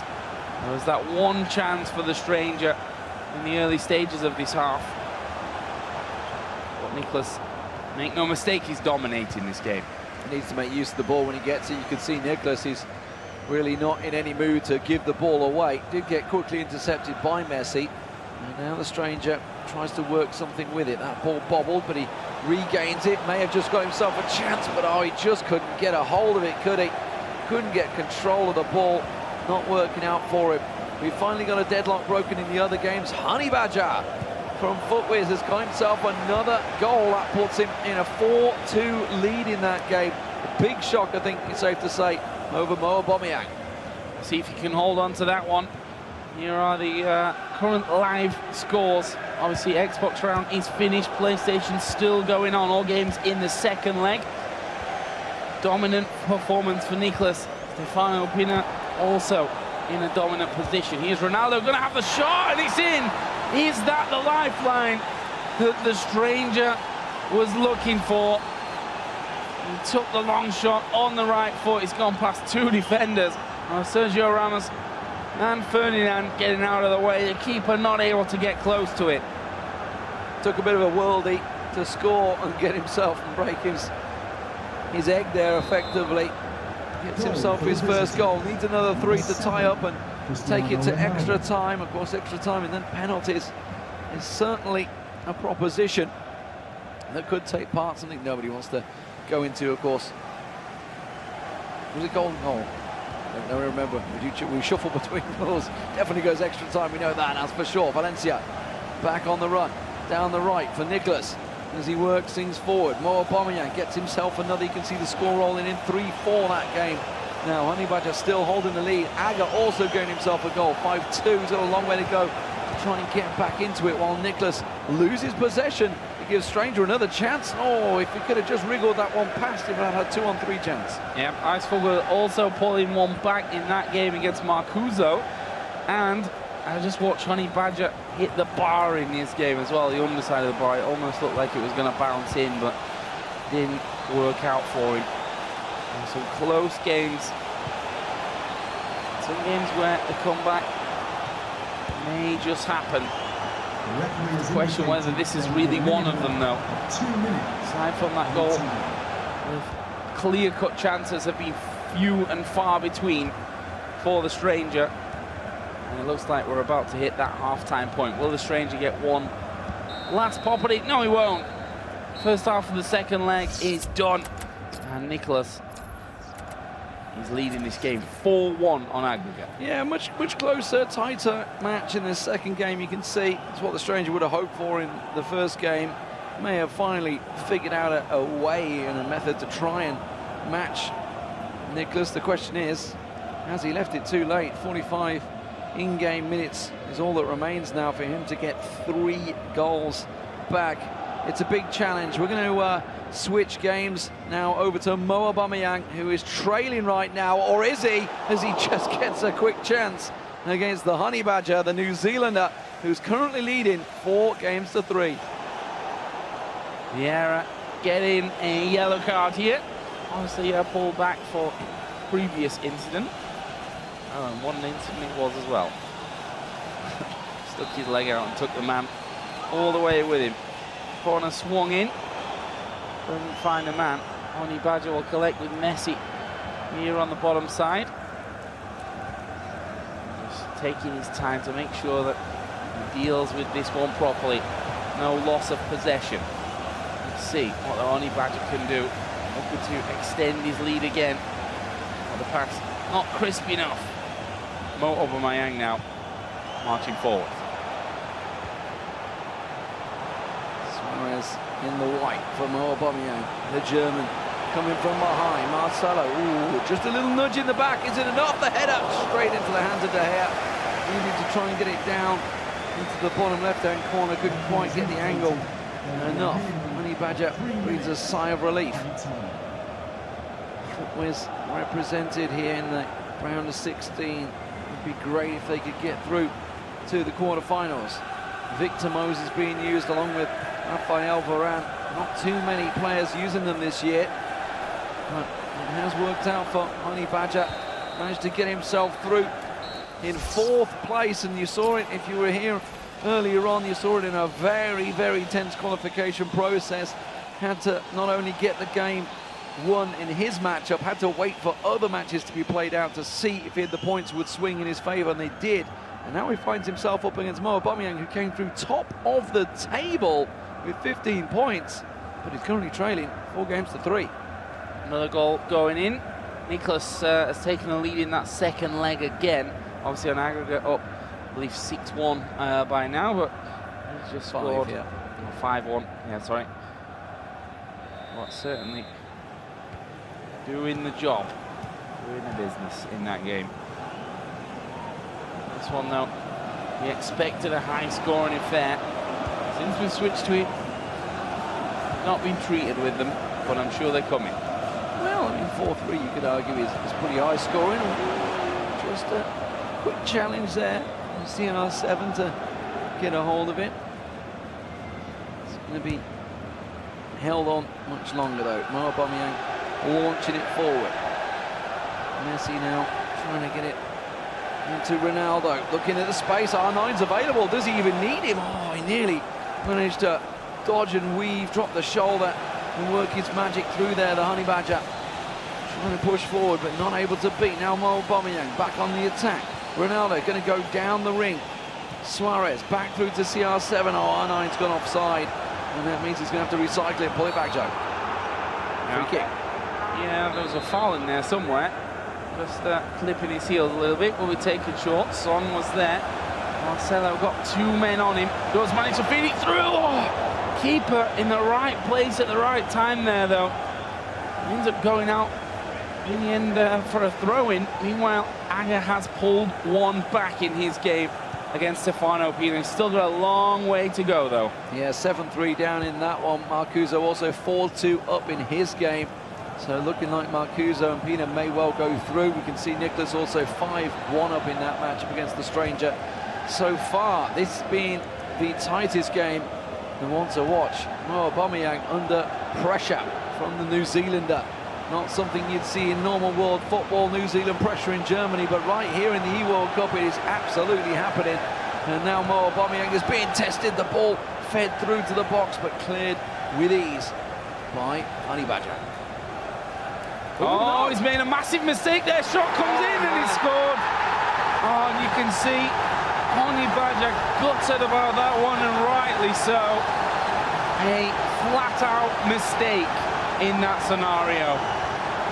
Passed it straight across his box. Something you're taught in middle school in the UK when you're learning your football. Don't pass it across the box, especially when Cristiano Ronaldo is sat waiting for it to be delivered. a disaster. It's all square. 4-4, and now the Honey Badger needs to clear that from his mind and get back on the attack. And that's what he's doing here with Ronaldo. R9's in there, shoots. Oh, keeper gets down to it. Slide tackle came in a little late. Unable to get back onto it. And bear in mind, we're 4-4 here. Let's not forget that Honey Badger had a 3-0 lead in that first leg before it slipped back to 3-2. And here's 2-1. There's Ronaldo. Edge of the box for him. Shoots. Wow. Look close. That Marcuso game now at 4-3, by the way. Icevogel on the comeback in that matchup. Right here, Mo Aubameyang got the bit between his teeth, looking at starting to try something. Steps through, but it's quickly cut out by Varane. Pullet manages to feed it through to Ronaldo, and Honey Badger needs a sigh of relief as he clears his line. Now sets something forward. Ronaldo's going to have to go and recycle the ball. He's got no one ahead of him. He has to pull himself all the way up to the left-hand side of the pitch there. Neymar will finally bring it back. Pull it through, finds space, gets into R9. The shot in the end was weak, and De Gea saves it with ease. 70 minutes gone in this second leg. Good extra time be approaching. Advantage played. Bad pass, he'll get the free kick anyway. Stranger's got one back, but it's still obviously a long way behind. 5-2 the score right now in that game. As we see Honey Badger and Aubameyang just making a quick few adjustments here. Is Lionel Messi going to make an appearance? Neymar and Ronaldo up front. What a dream team that'll be, but it certainly cost you and break the bank. As it is in this game, no problem. Everything given to the players that are competing at the very top of the level. Given all the very best cards available in FIFA Ultimate Team. Free kick taken short for Honey Badger. Marcelo, nice little turn. Hollick just knocked this one around. Space down bottom for Moses. Can Ronaldo turn on this? He can't, doesn't get a chance. Hollick will snatch the ball right off his feet. 15 minutes now in game, ball over the top. We get into that crucial period now where scoring here could mean you hold on. A quick update, it was a penalty for Stefano Pina to put it away. 8-3 on aggregate, looking like that one could be a done deal. Yeah, the Belgian very much going through, knocking out the former champion of years gone by. Big chance, Mo Aubameyang strikes! Rude Hullet comes blasting through from the midfield, and with just 13 minutes to go, the Honey Badger finds himself behind. He's been in this situation before in the groups. Can he do it now here in the round of 16? Bit of formation change for Mo Aubameyang, and that's what I said, a goal right now. That would make it a little can't make a change, mate. Hullet's pretty low, yeah. Wanted to make that sub and realised, oh, wait a minute. Already used them all. Well, let's see. 78 minutes gone. Honey Badger with his back to the wall. That's where they can be most dangerous, though, I've heard. See it, the little scratches come out. What a beautiful little bit of play. And feeds it off. And if you think back to, obviously, the match we just saw, Gorilla Danny, you know, sometimes not taking that shot can cost you. This time, no messing Mo Aubameyang blasting through the middle with Ruud Gullit. Not quite the Gullit bullet with the head that he was renowned for back in the day. Those flying dreadlocks. Here's Honey Badger, though, on the attack from the kickoff. Can he do something here? Has to play it back down the side. Maybe get himself a chance with Mbappe now coming on. The French world champion. Suarez gets it into Mbappe. Oh, it deflected. It's gone for a corner. But it looked like it was driving home. Where does he take it? In towards the penalty spot. Hullet gets there first. And Hazard is going to get there. Just needs to hold on now. 7.5 minutes plus stoppage time in game. All that separates the Werder Bremen man from semi-finals, or from the quarterfinals, actually. Now, Honey Badger has possession back. Mbappe.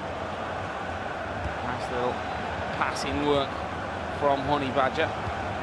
Call it Son, of course, brought on for him just a little bit earlier on. Call it. So look for those holes. There aren't any. That's the issue here for Honey Badger. Not trying to rush something, wants to make it right. That was a bit more of a desperate attempt from him as he tries to get it on through. Mo just gonna switch wings. Pause gonna come in from Honey Badger, but it might not even get to play that pause. We're at 90 minutes now, 2 minutes added on. Mo is going to get himself a free kick. That's almost certainly it now. Yeah, headset off. Done deal, just a free kick to come through. And it will be all over here. We saw Aggie coming back, but 8-4 the score in that game. Stefano Pina dominant overall. Did manage to get himself just a little bit of pride in there. 8-4 the score overall. And of course, the other games have concluded. 5-2 was the score for Nicholas against the Stranger. Marcuso 4-3 over Ice Vogel. Currently, obviously, the match that is taking place is still Stefano Pina versus Aggie, but very much one-sided. This being the dying moments of the game. Just needs the ball. He's not going to get it when he gets launched back to the keeper. Is it De Gea? Will hold it out. A little flick, and there it is. Mo Aubameyang will go through to the next round, and he'll be facing Marcuso in that next matchup. He had to come from behind, but he topped the group and proved his faith. We're going into Stefano Pina quickly, the dying moments of the game, and we're going to see a quick clearance there. Both Maldini, I didn't see who else, stumbling over each other there to try and clear the ball, but Stefano Pina leads 8 goals to 4. There is no way that Aggie is going to be scoring 4 goals in 4 minutes. No, I think not even possible time-wise. Especially not as possession there was given away, looking like the end of the road here in the playoffs for #Agger. Stefano Pina. No, what a performance from him so far. Going to find himself in those quarterfinals. The referee has indicated there will be a minimum he's going to be taking on 2 minutes added time. More difficult opponents along the way. That's the fact right now, that once you get past the group stage, everyone's hard. And once you win in this round of 16, it becomes incredibly difficult. Just to correct myself, by the way, Mo Aubameyang, he'll be playing against Stefano Pina, most likely, not Marcuso. I was incorrect. See, it's Nicholas going to be playing Marcuso, so that will be happening. Looks like this match is very much done and dusted. All bar the shouting and the fat lady singing, Joe. Maybe we could hum a tune just to get the game over and done with. Let's not punish people. Yellow card coming in there, but it is indeed a dire moment. Headsets coming off there. And Agger, once this gets launched, he's going to see that full-time whistle blown. May get one chance at a small consolation prize here in those last seconds. No, he won't. There it is. Full-time comes in. It's 8-4. Stefano Pina, fantastic tournament he's had so far. He's marching on into the next round. So there you have it, the conclusion of the PlayStation 4 divisional quarter-finals.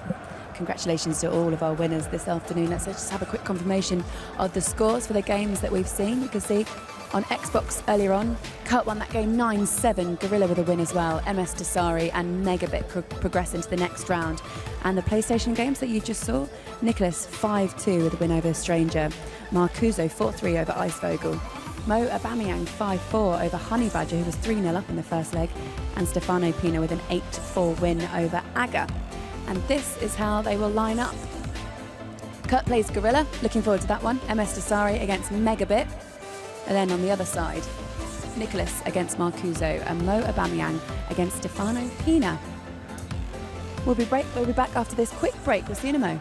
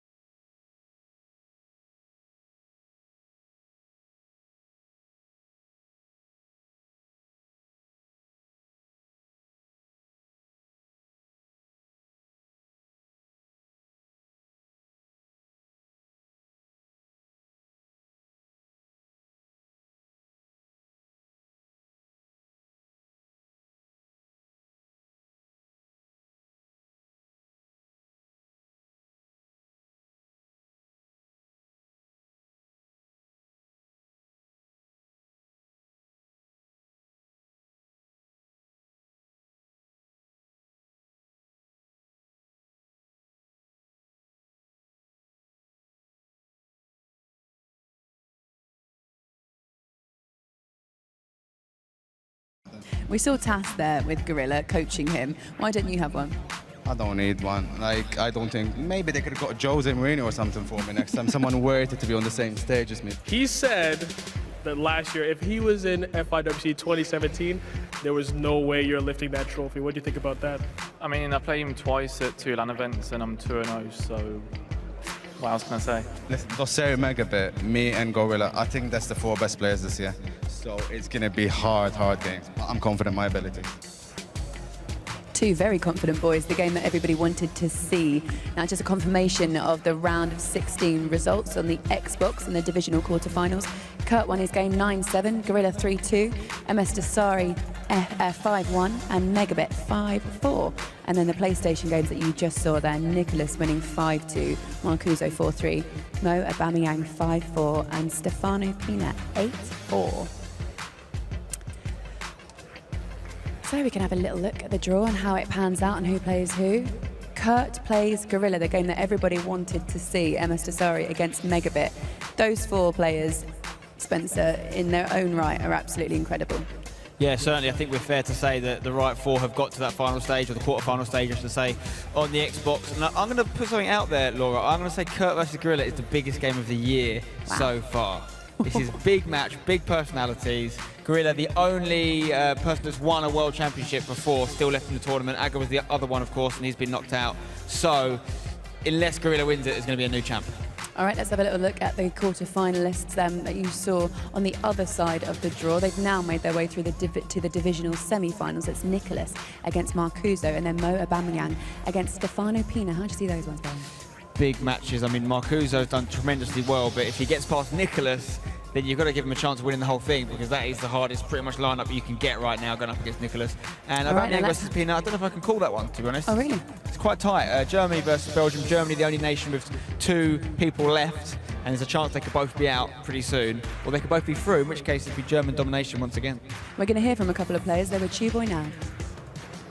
Thank you, guys. I'm here with 2 players. We got Cities and Denmark's Marcuso, as well as Germany and Werder Bremen's Mo Aubameyang. Now, Mo Aubameyang just won an exciting match against Honey Badger from New Zealand. Now, Mo, you love a good comeback. I remember in 2017 FIWC, you made an amazing, I think it was like a 4-0 comeback against a very quiet player who people said was the best in the world at the time, some guy called Nicholas. And you came back and beat him and moved on. Now, what is it about your tactics that make you come back so amazingly? When I'm 3-0 down, I play like only offense without defense. And when my opponent not score goals because he have space, I will score like 3 or 4 goals because I have like 5 attackers. Now, you were saying that you stuck with 4-4-2 throughout the entire 2 legs. Did you ever think about switching, or was it just your plan the entire time? No, I think that's the best formation to come back. I play a higher than before, and yeah, play offensive. And now, Marcuso, you had a very tough match against Ice Vogel. Could you walk me through what happened? Well, I got behind. It was a very tight game, but I scored and got in front with 2-1 and also 3-1. So yeah, I won the first game 3-1, and then I got behind again in the next game. But yeah, I just kept believing in myself. I got back again, and I won 4-3 overall. Now, a lot of players said that before FEWC that you were probably one of the best attacking players in the tournament, but it looks like you're coming up against one of the best defensive players against Nicholas. Now, what are your thoughts going into that match? Well, it's going to be extremely tough. I played him 3 times this year. I won 1. So yeah, it's going to be so difficult to beat him. But yeah, I really think I can do it. All right, amazing matches. We got Marcuso versus Nicholas, and then Mo Aubameyang versus Stefano Pina. Now, I think Laura and Spencer have something for us. Guys, what you got? Chu, thank you very much. We're going to have a quick break, but when we come back, we're getting into the divisional semi-finals. It's Gorilla against Kurt.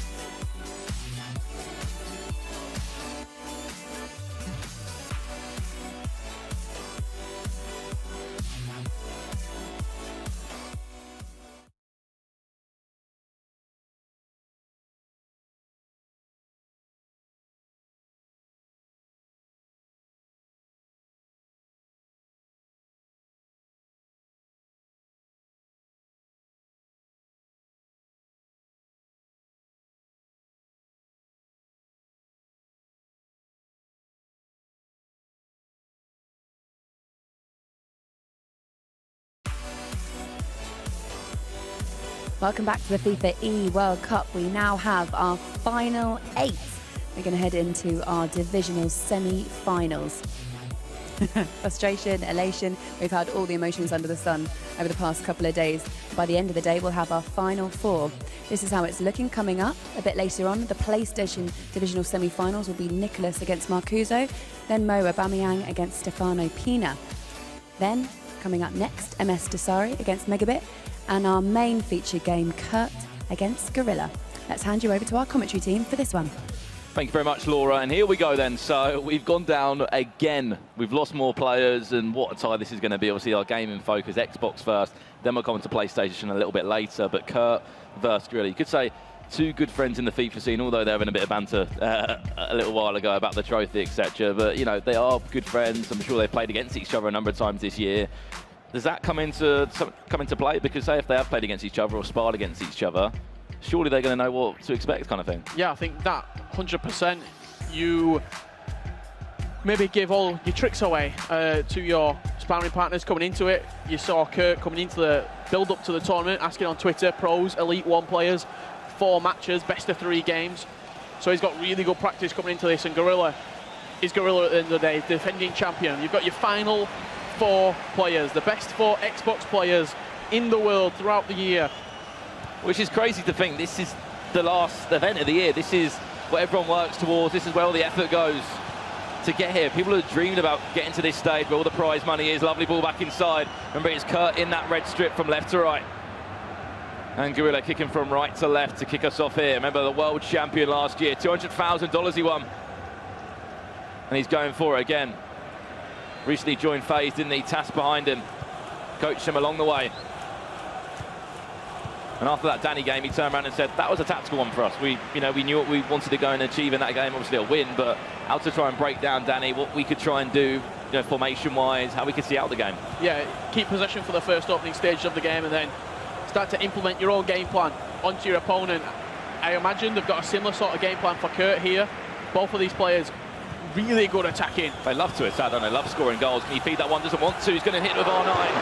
Well, we've seen the other side of the Gorilla this tournament. We've seen that defensive side that he has brought out. Ronaldo, somehow that one just sneaked him. But who else would it be? Cristiano Ronaldo will break the deadlock. And that'll be 1-0 to Kurt, but please strap yourself in, because this is going to be a very, very long game with lots of goals as well. We mentioned they both love to attack. And Gorilla actually went 1-0 down inside Danny as well. So he's been used to this position where he has to come back from a defeat. Kurt's been scoring goals so freely, today in particular. He's gone to a new level today, hasn't he? He's scored over 30 goals today. Which is remarkable. He's only played 2 matches. 3 matches, I should say. So group round 6 and 7. And obviously that extra game there, we've gone past that. Against Goal Machine, which had loads of goals in it indeed. Obviously our Xbox game in action. MS Desari against Megabit. We've got an early goal there as well. MS Desari 1-0 up. You can see it at the top of your screen. Our last 4 players on each console side, which is crazy, as I say again, to get to this stage. There's probably players out there pinching themselves saying, right, I'm actually the last 4 out of all the console players on my side in the whole world. It's an achievement in itself, but they want to go further. You want to go and touch that prize money or even lift that trophy. Well, you heard what Kurt said. He wants to go all the way. This is a massive test for him, but if he can get past this test, he sees himself picking up that trophy probably in 24 hours time roughly, and being the best FIFA player in the world. No one could argue with him. One game at a time, and maybe it could be his year. We don't know that yet. We're still a long, long way away. As we know, this will be our last round today. Obviously, we'll do the PlayStation side as well, so we're set up for a grandstand finish tomorrow with 2 players left on Xbox, 2 on PlayStation. So we'll play those games, and it'll be the grand final. We'll have $250,000, a fantastic new trophy. And as Laura was saying, the first name on this FIFA eWorld Cup trophy. Yeah, who's going to have their name engraved in history. The biggest FIFA tournament of all time. Who's going to be the winner? Kirk No one remembers forward. second place. They always remember the gold medalist, the person who finishes first. It'll be history that'll be made as well if Gorilla went the full way as well this year. Yeah, first ever back-to-back champion. You see there, if you just join us right now, a little bit of information on Kurt, the man from Malta. The self-proclaimed greatest FIFA player of all time, the best in the world. And if he went and won this competition, as you said, Richard, he'll be backing that up. A big Inter Milan fan, as we mentioned. Of course, that links in with the love for Arno and Ronaldo. And here comes Gorilla there. We'll win a corner. And then maybe, or not. No, we'll have a deflection out for a corner. And this is obviously Spence Eaglin, a.k.a. FaZe Gorilla. Was the champion last year here in London. As we say again and again, there seems to be a London effect. So Chris Bullard back in 2005, and then we're looking last year, it was Gorilla when it was back in England, in London. And he went through that period, didn't he, where it really kicked off with the Gfinity, play like a legend days. Just won everything. We're talking like 2,000-3,000 prize pots back then. And it was dominating back to back to back. And Kurt was playing in them as well. He was involved in those tournaments. Got a storied history, these two. That's where that winning mentality was really forged. And they all believed in this esport and thought it would go to the stage it has now. And Kurt will make it 2-0, and I haven't really seen anything from Gorilla yet. Kurt's had it all his own way. Love a little driven pass into Ruud Gullit. Across the goalkeeper, into that bottom left corner once again. It's a 90 rated Ruud Gullit, it's not the 93 prime Ruud Gullit. Obviously fancies himself with the 90, does a perfect job for him, so why change up the team when it's got you through to a semi-final, Brandon? As I said, I just haven't really seen anything from Gorilla yet. Kurt seems very, very just on it from the word go in this game, but it's a two-legged game. And if you saw the scoreline against Goal Machine, no goals were scored. It was like 9-7 or something in the end. He's going to come again now, Kurt. David De Gea just about saving Gorilla this time from being 3-0 down early on. And Gorilla, yeah, just taking a moment just to calm himself down. Re-engage the brain. Let's just remember in that last game, Richard, Kurt scored 3 goals in 11 minutes in his second leg. Inside. He knows where to put the ball and how quickly to do it as well. That just comes through practice, playing at home, playing against other pros, knowing the perfect opportunity to do a driven finesse shot, to do a low-driven shot. That's a big mistake there. Can he just fill up the space? Yes, he can. He could have went forward, he could have had a heavy touch, just literally stopped with the ball, waited for that movement from Kurt. Yeah, very fortunate there for Gorilla, that ball to rebound to him. You might be able to see, you can't really see it too much, but he kind of just stopped, waiting for a bit of movement away from them. Opened up a pocket of space, and he'll score it. So only be 1 goal behind, 2-1 to Kurt. Still plenty of time in this, still so much time. 3 halves of FIFA left to play. It's a massive game as well, Richard. You win this, we're talking $20,000 you would have already earned. You win your next game, you're jumping up again.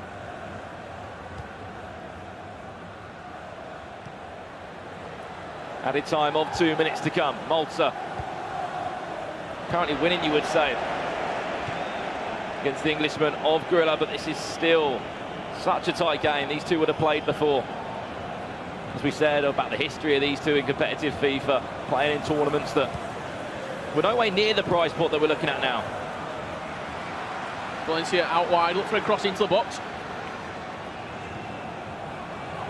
Pogba inside to Gullit. Not enough on that at all. And there we go, half-time between the two. 2-1 to Kurt. And what do you make of that, Richard Buckley? You see here from Kurt, just taking the headset off. A little bit of a drink, a little bit of a recompose. He knows this is an unbelievable opportunity to get into the final on the Xbox and to really just silence everybody who's doubted him. And as we said, this is the other Xbox game, MS Tassari against Megabit. I believe that's his brother behind him there. He's brought a lot of family over from Saudi Arabia to support him along the way. He went 1-0 up. That's how it is in at that half game, time. and as you said, Richard, it's literally just blown up for half-time at 1-0, and MS Tassari is just about in front. Yeah, looking at the stats as well, very, very cagey affair in that one between MS Dasari and Megabit. 4 of the highest ranked seeds going into this tournament. Megabit were number 1. I think Kurt's having a listen here of the tactics they're trying to play. And then we'll be jumping in. Conversation between Tass and Kurt. And this is the other game, as we mentioned. We saw it go to half-time at 1-0 for MS Dasari from Rogue Esports. We'll keep you updated on that one, though. And as we know, the game in focus is this one between Kurt and Gorilla. Yeah, this is the feature matchup. Highly anticipated. A lot of people potentially thought this could be the final on the console, on the Xbox, to see who will go into that cross-console final. But it is coming in the quarterfinals. Final 4 players.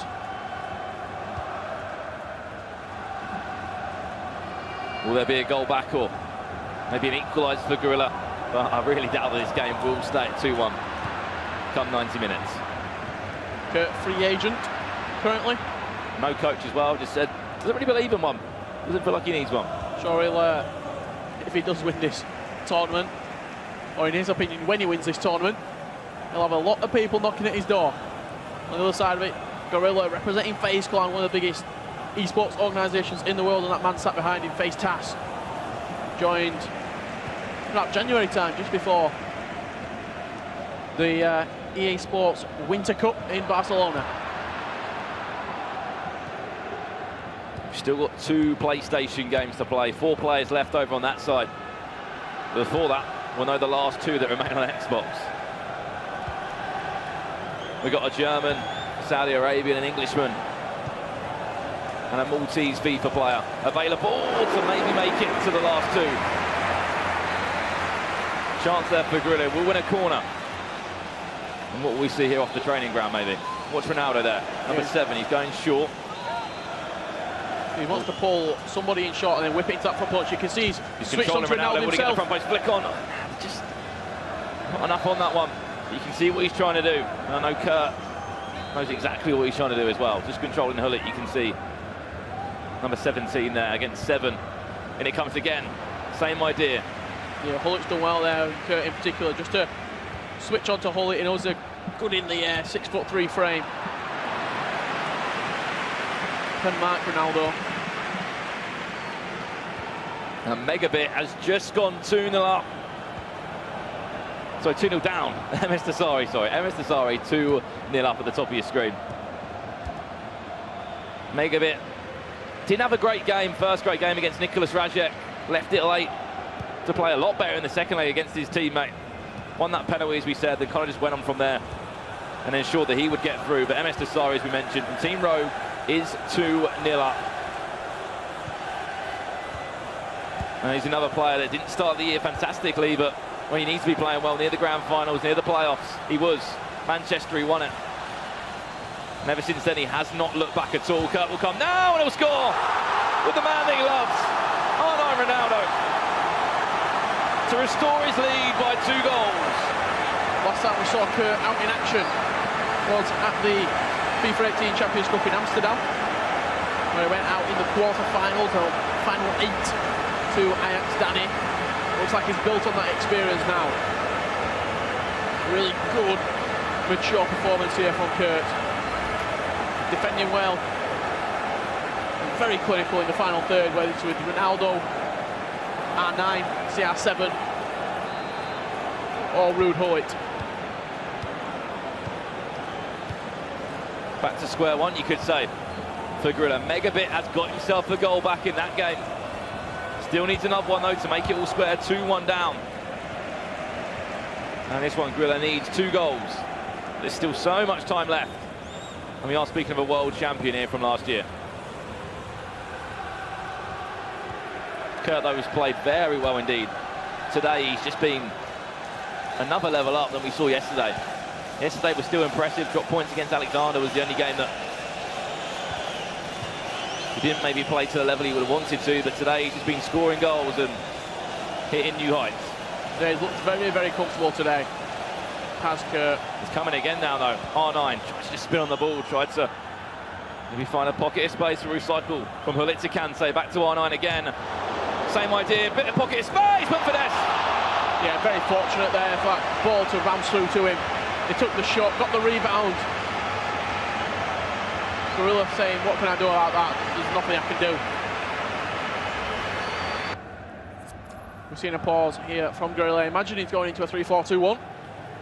4-1 down, 20 minutes left to go. It is 2 legs.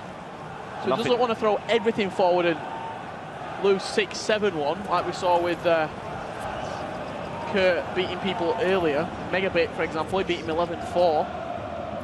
But if Gorilla can get 1 or 2 goals back in this first leg, it really tightens things up. He's switched into a 4-2-2.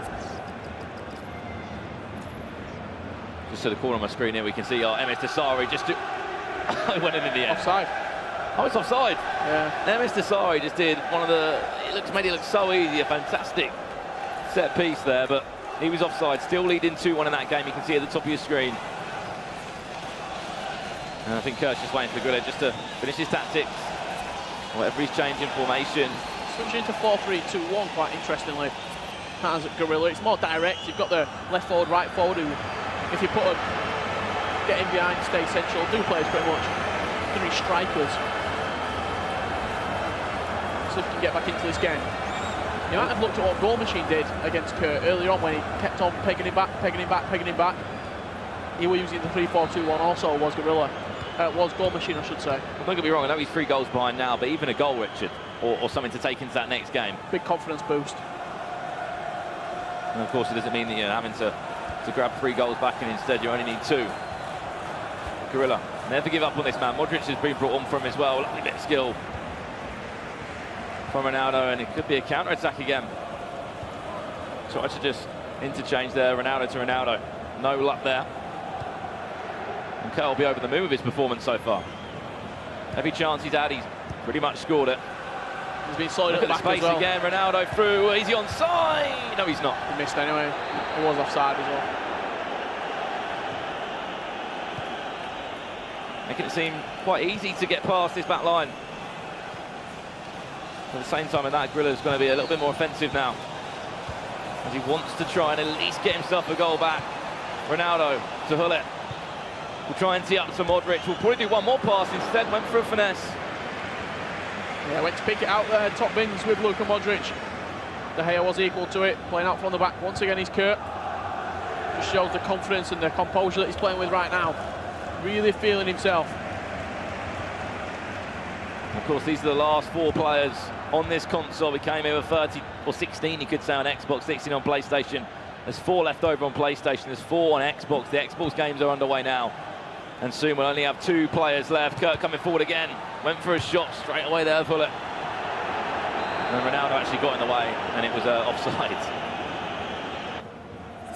Another pause has been made.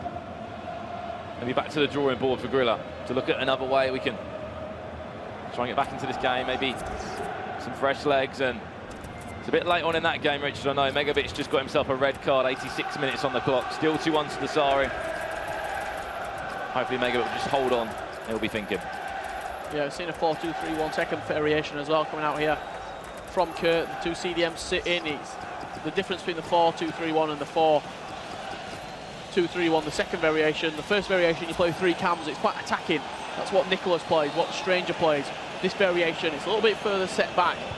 Really good for turtling up and defending a league late on, last 10 minutes. It'll be hard for him to break through, but he has switched into 3-5-2 Gorilla, something he's comfortable with playing. Saw it in Manchester. Ronaldinho into Neymar. A little bit of space for it if he can shoot. Oh, anywhere but there. Just dragged wide of the post there. Rude Hullet. But already showing that 3-5-2 has worked to effect here for Gorilla. He's getting a lot more of the ball in the final third. Neymar into Ronaldo, back to Vieira. Now Neymar will pick it up again on the edge of the box. He's just looking for that pocket of space on the edge that we see. Everyone seems to be scoring from if they can get the right player in that area. Whether it's Neymar, Ronaldinho, Hullet, Ronaldo, R9, Marcelo, back inside to Vieira. Ronaldinho, can he get a shot away? Yes, he can, and it will only stick the hands of David De Gea once again. He's had a really good game. And to make it even worse, MS Dasari has just scored again against the 10 men of Megabit in that first leg in the 89th minute with Luis Suarez to extend his lead by 3-1. Added time for 3 minutes, maybe one more chance. In this game, it looks like that chance will fall to Kurt. Ronaldo back into R9 on the finesse. That was a little bit ambitious. Or maybe that's just showing the confidence that Kurt is feeling right now. It's going to be full time, I believe. 4-1 the scoreline. Well, we're going to play one more attack. Referee, is that all over? Yes, it is. Kurt will have the advantage. 4-1, he leads in the first leg. Gorilla going to have to come back from a 3-goal deficit if he wants to turn this game around, but Kurt, once again, showing his class when it really matters in the latter stages of this competition. And playing some really good FIFA at the moment. However, Gorilla and TAS are now thinking, how can we get back in this? How can we grab 3 goals? But as we know, there was another game in action, Xbox side, MS Dasari against Megabit. These were the highlights from it. Megabit took the lead after 11 minutes, Richard. Yeah, good finish from the Saudi Arabian. Slotting past the goalkeeper. I believe he extended his lead, did MS Dasari. On the 58th minute. Ronaldo one-on-one with the keeper. Made it look so easy there. I think that's his brother behind him there. Very happy with that. And then Megabit did get himself back a goal. Yeah, got one back shortly afterwards. I think it was from 62nd minute, probably. Looked like it was from his kickoff. Deflection from the goalkeeper into the path of Ronaldo. Makes no mistake from there. And then Sergio Ramos got sent off around the 85th minute for Megabit. And it looks like Dasari made him count. Made him pay, I should say. So the 10-minute Megabit there. Suarez let him rip. And that made it 3-1. Every goal meaning so much because we are playing for some serious prize money now. Little the status to be in the top 4 players in the world or even the best. Suarez into Ronaldo, back to Suarez, and then smashes it into the top of the net. Kurt, 4-1 against Gorilla. MS Dasari, 3-1 against Megabit. And little preview of those games coming up on the PlayStation, Brandon. Incredible. Nicholas, 99. Also from Transfer Market, the Argentine, against Marcuso from Manchester City. And that was a player that you were looking at, Richard, coming into this competition, thinking that maybe he can really cause some destruction. Was the last year, maybe you said he picked up like he got 2 points in the entire competition. Yep, this year he's had a much better year under Manchester City, and he's actually beat Nicholas before. He beat him in Barcelona. You can see the chat between Kurt and TAS, it looks like. TAS, Gorilla's coach. Not too sure what they could be talking about, but the other game on the PlayStation side of things, it's his final pinner. What a tournament he has had, Brandon. Incredible. He's one of those players as well. You could say maybe a dark horse coming into this competition. And I think it's something to do with the kits here. They might be changing kits or something on those lines before we're jumping into this game. But I mentioned Stefano Pinner a little bit. Just signed for PSV, of course. Will be playing in the Eredivisie next year. Let's make that for sure. Part of the Devils program, one of the best players in Belgium today. You see the team from Gorilla there. If you want to play like Gorilla, you'll be splashing a little bit of cash on your team, but he's also using the 90 Ruud Gullit and the 88 Vieira, not the prime versions, and there'll not be too much in the Ultimate Team current market as it stands, with all the SBCs and the newly upgraded cards coming out. Here you see false 9 on Ronaldo up top. They were all attacking on Vieira and Kante, and Ruud Gullit playing as that right attacking mid. And the game has just lost connection. I think could be seeing that kit change potentially coming out. Well, these are great. These are great for the mind games. The delay before jumping into the next game. Well, the MS Dasari game is underway against Megabit. That's currently 3-1 still from that first leg. But we'll be jumping back into that any second now between Kurt and Gorilla. Apologies for that small technical difficulty. See Kurt's team there. But how do you come out into the second game now? If you're Gorilla, you're 3-0 down. That first 30 minutes is massive. Yeah, we've seen Gorilla turn around some huge scorelines before, though. at this sort of stage of a tournament. He's got it in his locker. He can do something quite remarkable. But we have just jumped over to this game now, whilst waiting for Kurt and Gorilla to resume. Oh, Megabit could get himself a goal. Very well played indeed. He's onside. And Neymar will score it. That is actually fantastic from Megabit. The way that he fashioned that opportunity, worked the ball around the box, and then found Neymar. He was the extra man. Slotted it past the goalkeeper, and this is a serious matchup right now. 3-2. Megabit needed an early start, and that's exactly what he's got. 6 minutes in. Pegs a goal back against Asari. A perfect time to start, I believe. Gorilla against Kurt is seconds away from kicking off, and will join that one, I'm sure. But Megabit only needs a goal, Richard. Kind of just seems like don't get me wrong, I know he got that result against Nicholas Rajed, but just a little bit of confidence maybe, I'm not too sure. He's still playing well. He's not been playing great today, has he? Compared to yesterday, I think Spencer was saying that. Everyone was just, saying how good he's been, and it's pressure. It is, again, you could say the pressure. He was seed number 1. You also put pressure on yourself as well when you perform at that high level to replicate it, and sometimes you can't replicate that level of play. Look at the space he's got, the Saudi Arabian. Mr. Sari obviously controlling Paul Pogba on that occasion in the midfield, playing that green strip from left to right. But here we go, we'll leave that one and we'll let you know the latest with it. But this is the game that a lot of eyes will be on, from all over the world, from everyone in this competitive FIFA scene. 2 of the big names, you'd have to say, but only one of them will remain after this game. And if you are a Gorilla fan, if you are a FaZe Clan fan, you have to be hoping for an early start against Kurt. See if he can control the tempo of the game like he is right now. It's going to be very tough for him to get back in, and this will be Here comes a Kurt huge straight blow. away, one-on-one with Cristiano Ronaldo! Just about parried away by De Gea.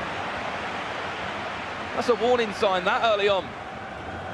The Kurt wants to be scoring more and more. He's already registered probably over 35 goals now. Just today. We're not even thinking about the 5 games he played yesterday. The 5 set of 2 games, 2 obviously aggregate score lines.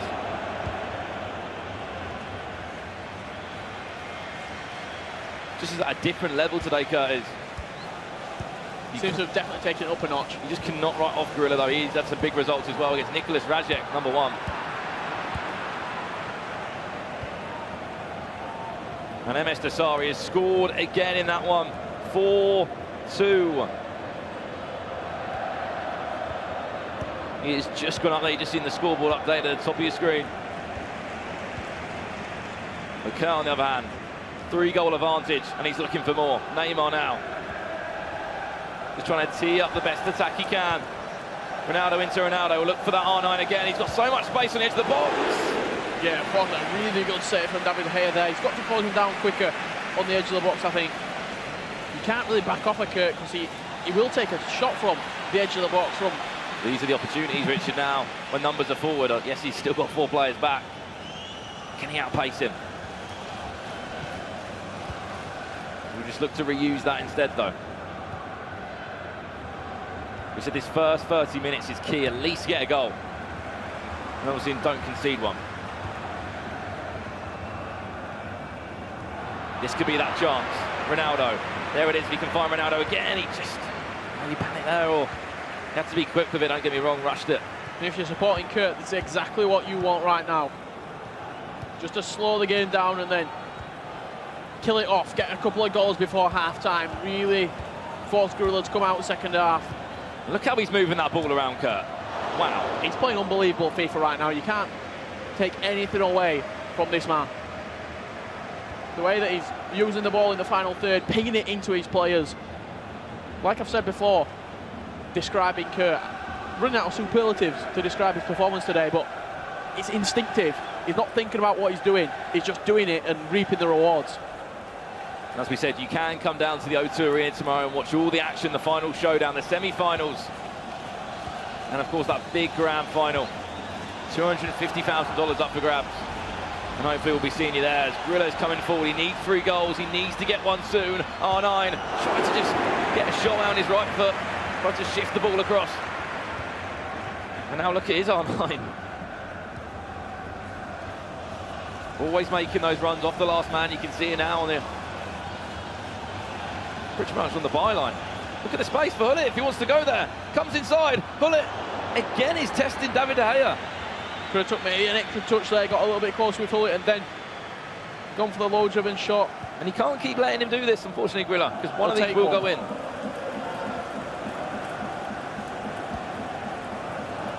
I think one goal could set the tone, though. One goal could maybe just bring Grilla back into this tie, make him feel a little bit more confident, but nothing seems to be going to plan now.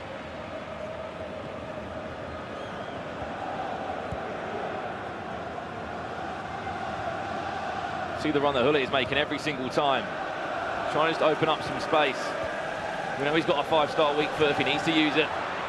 And we've seen a number of goals going as well from that on a 25-yard, 30-yard area away from the goal. Gorilla's passing at the minute, just not quite there.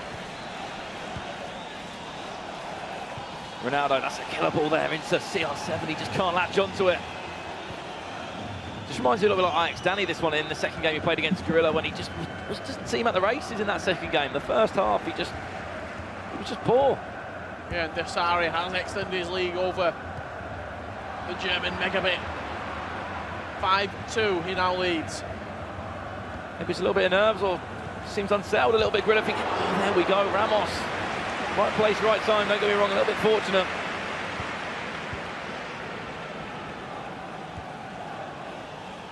And he's playing out from the back again, Kurt. No problem at all. Still got that 3-goal advantage. Coming on the attack now. Really needs to get someone back. We'll play in possession. End-to-end FIFA here.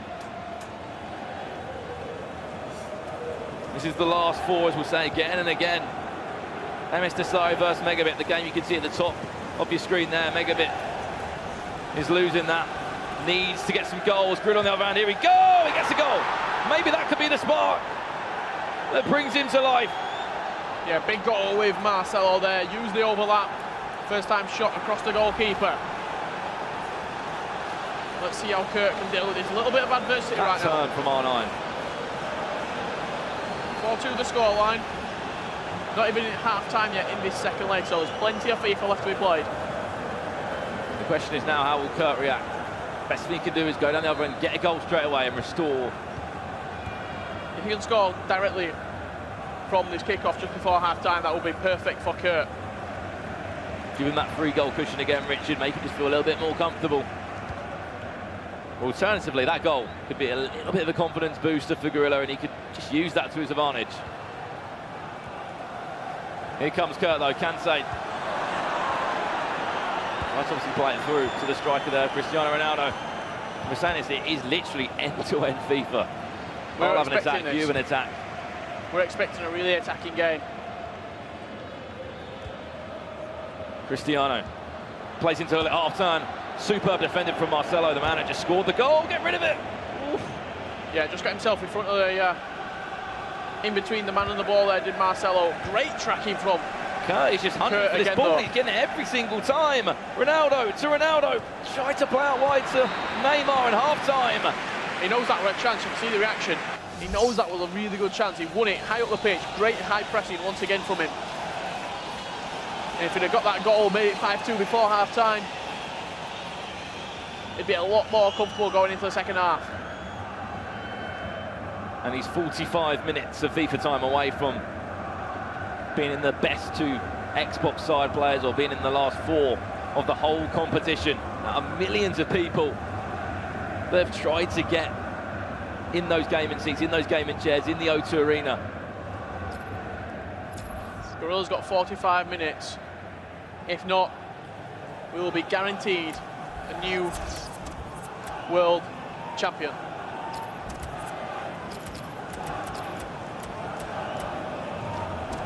I just remember that game back in Amsterdam against Nicolas Rajek. And Gorilla was really on the ropes and it just needed to come back, give us a performance. And it was a passionate one too. Yeah, a proper celebration. A very, very late winner, I believe he scored against Nicolas Rajek. Might have been an extra time as well. I think it was 3-2, I think the scoreline was, that he beat him. He needs a similar sort of performance right now, if he wants. The question is, what can Tas do? You know, he's been to these events before, he's got the experience. He's had a taste of some of the biggest events competitive FIFA-wise and playing for some of the biggest teams as well. Well, both of the players right there that you've seen had completely different World Cups last year. Completely different grand finals. Gorilla went on to win the event. Tas came into the event as one of the stronger Xbox players, finished bottom of his group. So he'll be saying the sort of things to Gorilla to hype him up, to get him into that zone that he was last year. One thing he can't do though is concede, Richard. Needs to get a goal. When a game's like this and you're 2 goals behind, we always say the 65th minute. Get a goal around that time or just before. And you're setting yourself up for a fantastic last 25 in-game minutes. So as Kirk got other ideas, Hullet into Ronaldo. But the way he's getting the ball back every single time, you've got to admire the way he's just tracking back that ball.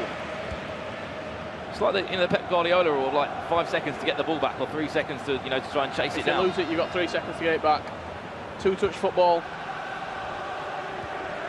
Look at the space near the box. You've got to be careful here. He's just waiting for that one pass to try and play through and try and cut open that defence. This is ideal for Kurt though. It's far away from his goal. He's in no real danger right here with the ball this far up the field.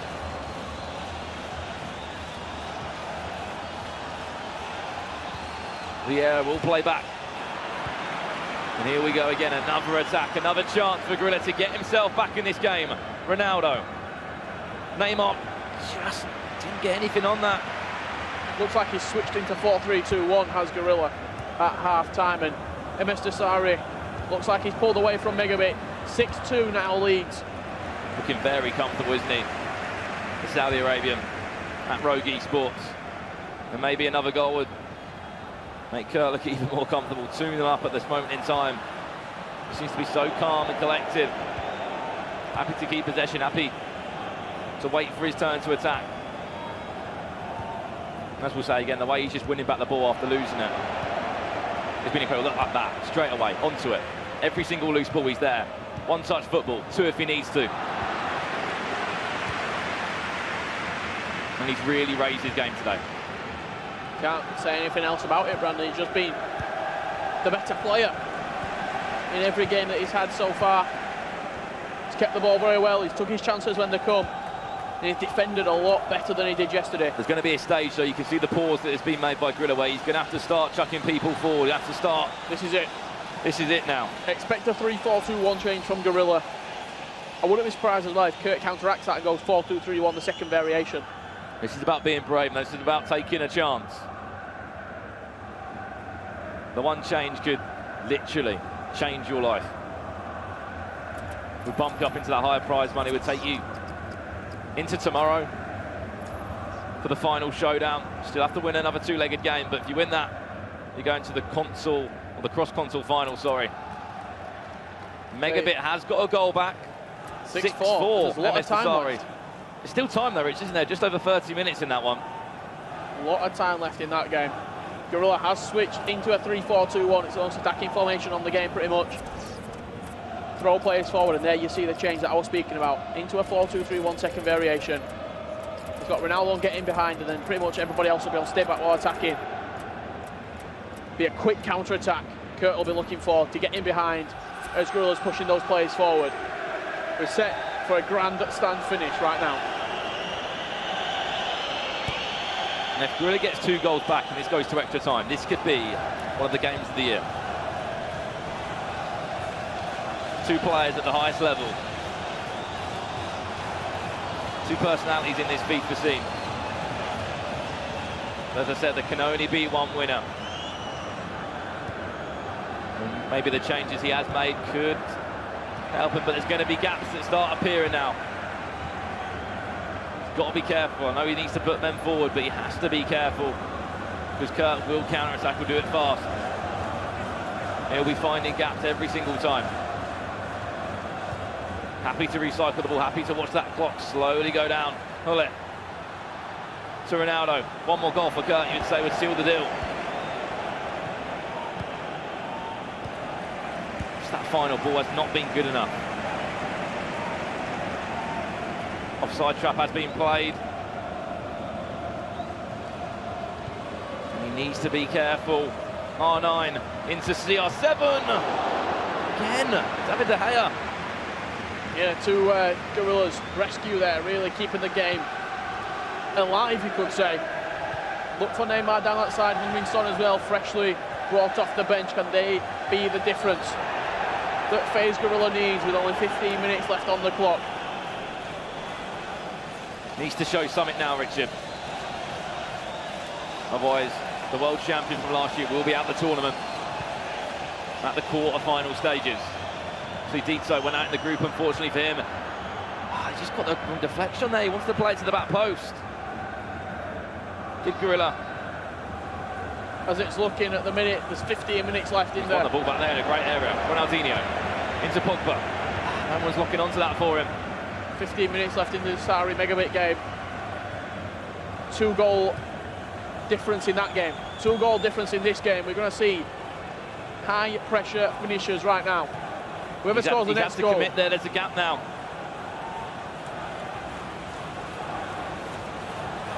With an attacking formation, gaps will start to appear.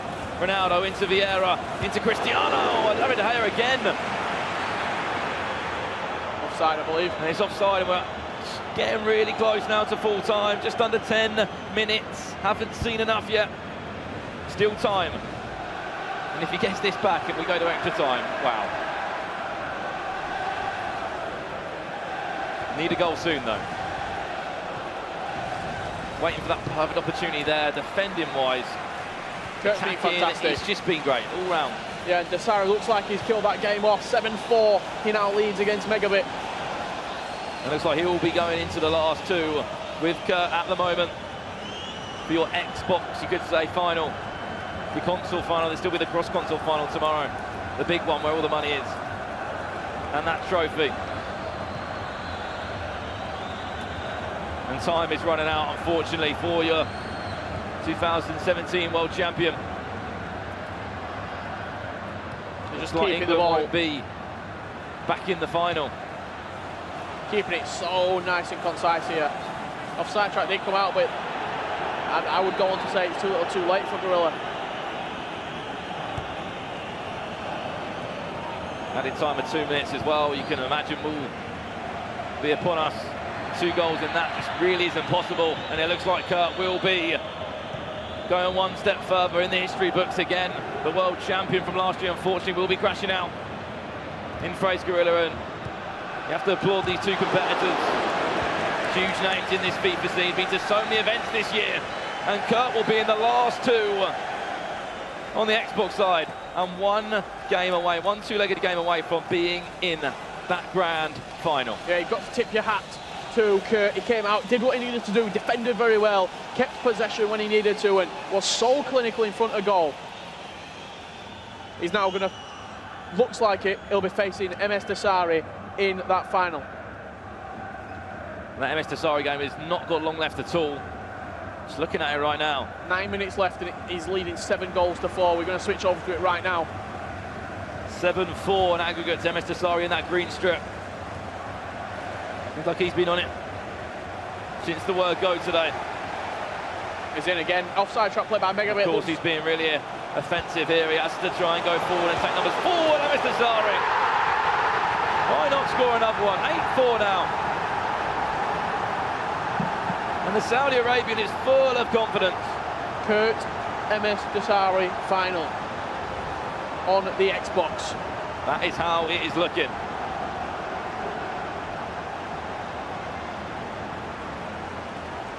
Let's not forget, MS Dasari wasn't even in the Winter Cup in Barcelona. I didn't even see him until SWC. He played, yeah, his first tournament was the SWC. He finished 3rd in that tournament in Paris. The week after, he won Manchester, the Club World Cup. He went on, I think he finished in the semi-finals over there. Amsterdam, did what he needed to do. Good tournament there. Went out to Rafsu, I believe, in the quarterfinals. Oh, that was an naughty tackle there. And right now, looks like he's going to be taking on Kurt. So that could be a red card, if anything. The overall semi-finals in the console final. Megabit knows it's game over.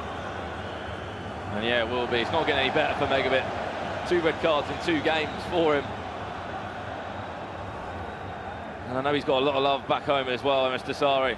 You see it in all the the Twitch chats when he's playing, full of Saudi fans. That obviously esports massive over there, and an iconic figure MS Dasari is. Megabit's been superb this year in the competitive structure, the global series. But unfortunately, it looks like he would be outclassed in this occasion.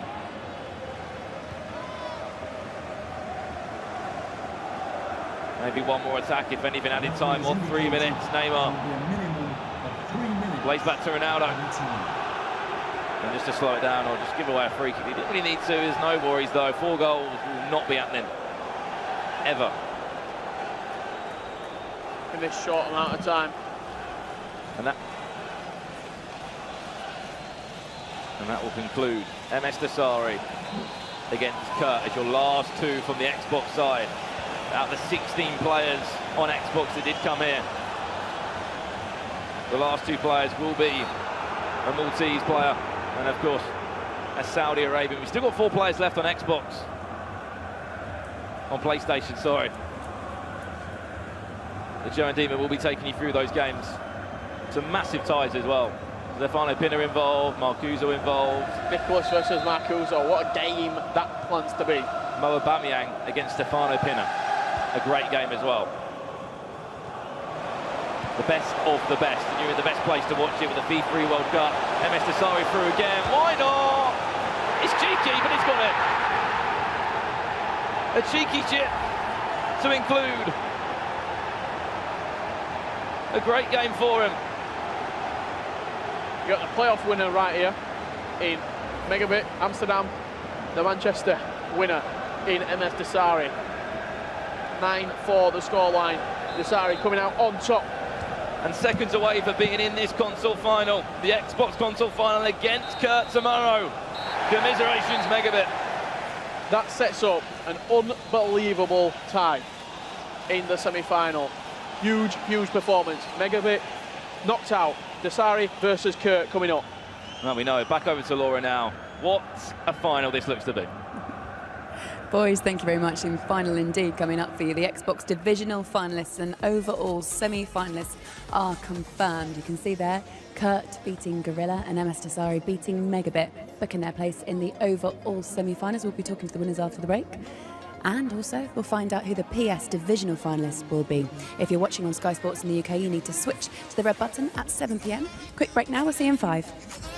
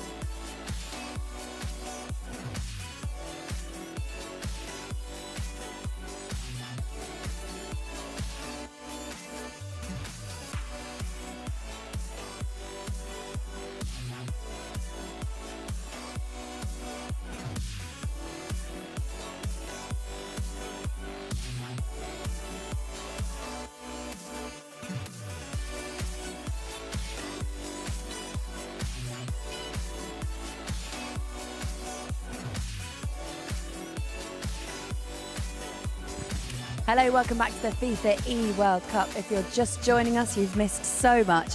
We've got our Xbox divisional finalists confirmed, and after this quick break, we're going to have our semi-finalists for the other one, the PlayStation 4. Just a reminder of what you've seen if you were joining us. The Xbox results: Kurt beat Gorilla 4-2.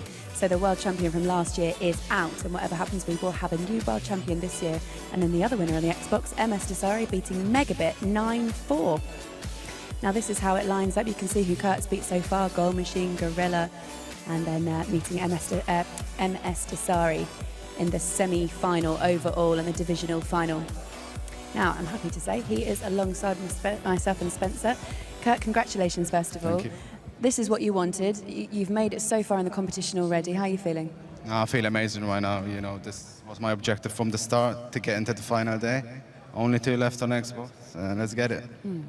In your first leg against Spencer, against Gorilla, you gave yourself a big enough cushion, really, to secure that you were going to push through unless he came back. But did you feel under pressure at any point? Yeah, as I said, I mean, with him, there's a reason he's the champion. You know, he's done amazing comebacks in the past. So till the end, I was not really feeling comfortable. But I think overall, I defended really, really good. We were speaking to you a minute ago off camera, and we were saying what this means to you, and we were mentioning money and things like that. And you said it wasn't about the money, didn't you? Nah, this is all I want. I can look at it all day. We're going to have to prize him away, Spencer, aren't we? Well, he might get his hands on it, to be honest. The way he's going. Listen, you've beaten Gorilla. You said you were going to do it. You did what you said you were going to do. Exactly. Next up is MS Desari, okay? You've dethroned the current king. The question is, are you going to end up the king? Are you going to end up with the trophy? How do you feel about MS Desari? Yes, I will. Desari, top player. I mean, there's a reason he's here, you know. As I said, it's not going to be easy. Just like the Gorilla game was not going to be easy. It's the best 2 players on Xbox left. See tomorrow. And if we sort of map it out further, look at PlayStation, not to get ahead of ourselves, but most people would say Nicholas would be the favourite there. He might not get there, but if he does, and if you make it final against Nicholas, do you think you can beat him? For sure, you know, I think obviously his part compared to our part on Xbox, I think it's a lot easier. I think they fear him. I just feel like any of us really, I think we beat him, yeah. And last question for me, let's talk about, because it's a World Cup, let's talk about your country, Malta. How does it feel? Because it's the smallest nation left now of all the nations left, and probably the smallest nation that got this far as well. Is that not a proud moment for you to be representing your country? It's the biggest achievement in Malta probably that will ever happen. Strong words. For sure. That feels good then? Oh yeah. Okay, well done. Kurt, well done. Congratulations. You can go home and sleep well tonight. We'll see you again tomorrow. Well done. Let's hand you over to Chuboy, who's with MS Desari, your opponent. Thank you, Laura. I'm here with MS Desari, who just beat Megabit 9-4 in that Xbox semi-final. Now, talk us through what happened. It was really a tough match. Megabit is the best attacking player beside Gorilla, of course. And I played, I guess, the best 2 games. So you've got Kurt in the Xbox final. Should be an interesting match. Now I know Kurt's been scoring a ton of goals, and a lot of people before this tournament said you were the best defensive player that they have ever seen. So is that going to be the key in that matchup? I think it might be the key because I beat Kurt in Manchester, so it might be the key. Who knows? Might be the key, and I think another key that you might have is the home country support. Now, you might be following the footsteps of Al-Shiri in 2015, who did bring home the FIWC trophy to Saudi Arabia. What do you have to say to your fans watching at home before your next match? I'm actually very thankful of their support. They always support me, either a finals or I win. And I hope to be a champion not just one time like Mr. Dunn, twice and third. I'm still 18 and I have 10 more years to play. So hopefully more trophies coming to MS Desari and Saudi Arabia. Now let's see what the guys at the stage have for us. Laura?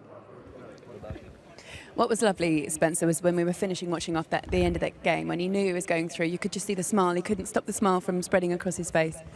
Yeah, I mean, listen, there's some great characters still in this tournament now, and everyone's got to feel a tremendous sense of relief to get this far, because even though I would say most of the favourites have delivered in terms of how far they've gone, it's not easy to do that. Even though you might be the favourite, even Nicholas, who everyone seems to think is unbeatable, he still must feel relieved after every win, so it's great to see it when they have that moment of release. All right, behind our shoulders, you can see the final 4 on the PlayStation are ready, so let's hand you over to our commentary team.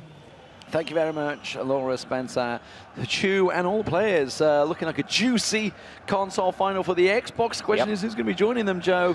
For the PlayStation, we have 4 players left, of course. Mo Aubameyang versus Stefano Pina. Going to be our featured matchup here. The other match is, of course, Nicholas versus Marcuso. Marcuso being one of the few players that have beaten Nicholas, even if it was in the Swiss style groups during the year. Both these guys know how to score goals, Joe, no doubt. Absolutely do. I'm expecting here that we're going to see a lot of goals as well. I don't think anyone will be hanging back for this one. The question, though, is who is on form? See, Mo there. It's actually Nicholas at the bottom rather than Stefano, but I'll be switched up for us in a little moment. But maybe we can just keep an eye on Nicholas to see if he actually scores any goals as he goes along. So, Mo playing in the dark German kit from left to right. And Stefano from right to left. There's an early shot coming in. Bit of a warning salvo from Mo. Just 5 minutes gone. Already him having the first shot, but as we saw in that last one, a bit of a slugfest here over 2 legs, and I think this is the kind of game where you wouldn't be surprised if you see over 10 goals in the 2 games. Yeah, a bit of a sighter. It's something we've seen and heard from, if you remember Jimmy Conrad, obviously, he's talked about it a number of times. Like, you just want to get that early shot on. It gives you a bit of the confidence throughout the team, of course, to get things going. There's a goal in the other game, and it does look like it's come from Marcuso against Nicholas there. So putting pressure on him, obviously. While Nicholas has remained unbeaten throughout the tournament so far, he's definitely been pressed and pushed to the limit with a number of late-minute equalisers, so don't rule him out, but that's a great shot, and the rebound goes to Stefano Pina from Belgium. Yeah, exactly the start that he was looking for. You know, it was Mo who took that first shot in there, picking up an early one. We've seen now Mo not afraid when he goes down. Let's just think back to the last leg against Honey Badger. He was 3-0 down, came back and won that 5-4, I believe it was, overall. So he's not a man that's afraid of making the comeback, having to make those comebacks. And see, an instant reply from him here would be incredible to see. Let's see, can he get the kickoff? Mo Aubameyang down the wing. On the quick push, Valencia gets forward. He's got players in numbers. Has to just recycle a little bit as Hullet tries to work his way through the middle. Drops his shoulder, loses his player, but Ronaldo doing the defensive duties there. R9 making sure it is kept clear. Big switch of play again for Pina. You know, we haven't seen a great deal of Pina throughout this tournament. Obviously, here on the mainstream, he's been doing the business. There's no doubt about it. He has been putting the sword to many an opponent and smashing in the goals from the very start, all the way through. Obviously, ended up finishing second in the group with Nicholas, and in that game, could easily have topped the group. He was 3-2 up until the 90th minute, where Nicholas salvaged the draw, which meant Stefano finished second in his group. Of course, Mo Aubameyang finishing top of his group. Here's Pina with a chance, just looking for the relay across, instead goes for glory. And it's cleared only so far as the edge of the box. Ronaldo, and a little shift of the feet, drops the shoulder, but Suarez doing the defensive duties for Mo Aubameyang. Yeah, 22 minutes in there. Nice little break for him again. Got the deflection off the keeper's leg, which sent it up, but here's a charge forward from Mo. Can he make it 1-1 here with Son on the top side, muscled off by Walker, who even kept it in play there. Was able to just cut it back across to the goalkeeper and cleared out the danger. So good defending there from Stefano, showing us in these early stages what he can do. That pass was sloppy, but Mo just returning the favour back in the hands of Stefano. Marcuso still 1-0 up against Nicholas in the other side. Let's not forget, back in Amsterdam in the semi-final they met each other, where Nicholas won that one 3-2. So a bit of revenge maybe for Marcuso to be had there. And what a time to get it. Obviously, we just heard from Kurt talking about Gorilla. I know Gorilla had beaten him 2 times in the year, but this is when it counts. Absolutely is. The big money, the big trophy, everything up for grabs. Now we see Mo Aubameyang. It's a wild cross, it's a penalty. Well, the ball had already been put in the cross, but it was a late tackle. And you can see the reaction from Stefano Pina. feeling a little hard done by there. Kyle Walker, the offender. And oh, he just got his leg locked up. Chance from the penalty spot. R9. Oh, it's saved. Gets the rebound. And it's all square, one apiece. Mo Aubameyang. Yeah, a bit of heartbreak there for Stefano Pina. Of course, giving away the penalty first, then saving it, and then the rebound going in. No doubt a roller coaster of emotions there. And we're all squared up here in the early stages of this first leg. 31 minutes that one went in. Ronaldo, of course, the man who did the business. Let's see if Pina can put that roller coaster of emotions back on a high and come right in from the kickoff here. Marcelo. 3 men basically around him there. And in the end, did get the ball away. He's the next man who couldn't find a clean pass. No, just knocking things around here at the back after regaining that possession. Again, a couple of passes. I'm guessing the pass accuracy here from Mo is a little bit lower than you'd usually expect at this kind of level. We'll see, maybe, as we talk about often, those early game nerves that you need to settle. Again, loses the ball here. Stefano Pina. Yeah, he's not one of those players that, you know, has the high possession statistics sitting around the 70% like, you know, your Ditos of the world. He's very much a no-nonsense direct ball, get those passes through, and this is how quick he can thread it through. Almost bumbled and stumbled his way.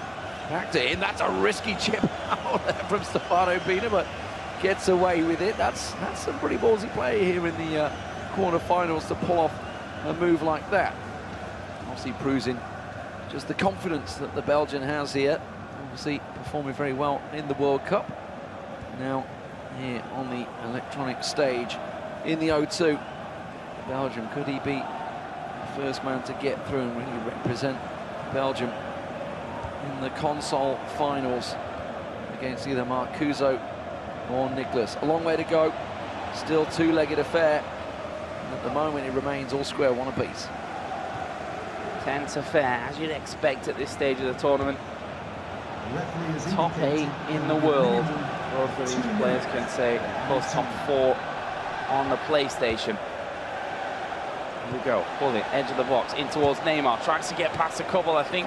Valencia got in the way of that one there. I think that's going out for a corner. It is indeed. So the last chance of the half. Can Pina pull something off? He's brought a man out. He'll be swung in towards the penalty box, though, cleared away. And there will be the end of the first half. All tied up still at one apiece. One apiece, and as we did suggest, it was, I think, around 68% possession in Stefano Pina's favour there. Kind of expected that from Mo Aubameyang, but it's not all about those possession statistics. It's what you do with the ball, and it's all square, one apiece. Meanwhile, the other game also at half-time stage. Nicholas still trailing that one 1-0 to Marcuso after his early goal for the day. I could see that one actually staying fairly low scoring, to be honest. Expected more from this, but only quarter technically of the game gone, of course, when he's playing over 2 legs. Oh, he's fell over there. And now for Stefano Pina, Henry coming on forward in towards Ronaldo. Was he offside? I think he was. He was indeed offside, so any danger snuffed out there by the linesman early in this second half, straight from the kickoff. And now Mo. Love to see statistics on Mo's usual amount of goals in a Mo game after 51 minutes. I feel like this might be under par. Is that the official term now? The Mo game. In a Mo game. In a Mo game. Mo on the attack right now. Gets it through. Hullet, surely he's going to just tap it in. He will. Yeah, a little shrug. He knows he got a little lucky with that one. So it managed to wriggle its way through, but you give Ruud Hullet an open chance, and Mo Aubameyang will slot it into a quick corner now. For the first time takes the lead in this game. Let's see what Stefano Pina can do to respond. Happy to, I think, pose for a little picture there as well after scoring that goal. Stefano falling behind for the first time. Of course, he was the man that broke the deadlock. Now finds himself chasing. That ball is going to meet the defender before it meets his teammate. No. Back in full control. Over in the other game, still 1-0, as you can see there at the top from Marcuso. Really a slow one. The offside chance just ruled out as well. That has to be a foul now. They just stumbled over one another. Even looking at Mo's reaction was like, how did that not go my way? But it is Stefano Pina on the attack now, and Marcelo had a player moving into position, R9, but wasn't used. Now he is, gets himself to the side, draw a little drop of the shoulder, finds CR7, but it is going to be Aubameyang that plays it back to the keeper and plays it out of danger. Now Luis Suarez back on the counter. Still plenty of players back, but they've got 3 forward, and it's in the end a really loose pass from Aubameyang, continuing the possession stats as we would expect from Stefano Pina. What can he do with the ball? Knocking it back there. To defence. Now finally moving forward. You see playing Henry, which we've seen him use mostly as a sub coming off the bench. Starting this time for Pina, who takes a shot, and they look close. Couldn't tell from that angle exactly how close it was, but Aubameyang thought it was close. He was already off his chair and clearly thought that was maybe going in. Definitely looked like it was floating within range. Just wide though. Still stays 2-1 in Mo's favour. Marcuso still leading his game. In the other semi-final, long ranger, Saita from Aubameyang gets himself a corner. In the other game, you may have heard possibly in the background, Marcuso has just scored again. He's gone 2-0 up now against Nicholas. That could be a turn up for the Bucks. Nicholas, as we've mentioned before, a big favourite for this tournament, and that's not really waned as we've seen him going through undefeated from the group stage. Obviously won his last game here in the quarters in convincing fashion against the stranger as well. Nicholas just tweaking some of his setup. Very even stats actually, 50-50, well 49-51 in terms of possession, so pretty even between the two. Actually, it's ironically Nicholas has had the most shots in that game, but the score remains Marcuso now 2-0 up, the Dane leading that one. Got to give some credit to Spencer if it does go that way. He did call it. He reckons Marcuso would take it. Obviously, a lot of people, as Kurt kind of pointed out, they've been fearful. Fearful. This is looking good. Header comes back when it's cleared in the end there. But yeah, as he said, you know, almost a mental game, defeating some players, being fearful of Nicholas and just thinking we can't beat him. Sort of that unbeatable mentality that has only come from the results that he's garnered throughout the season, but you can't come into these sort of tournaments with that mentality. Now Stefano Pina, Joe, on the attack. He's got space on the wing, not going to use it. Neymar tries to wriggle his way through, gets back to Neymar! It's 2-2! The Belgians back in business. Yeah, played it perfectly there as well. I was wondering if he was going to shoot first time. A little turn and turn back in. So as that defender came out, it left a huge space behind him. That 1-2, playing Neymar onside. Well, bring this one tied up again. 2 apiece now. 75 minutes gone in this first leg. Oh, that one just bobbling over the foot of Ruud Gullit.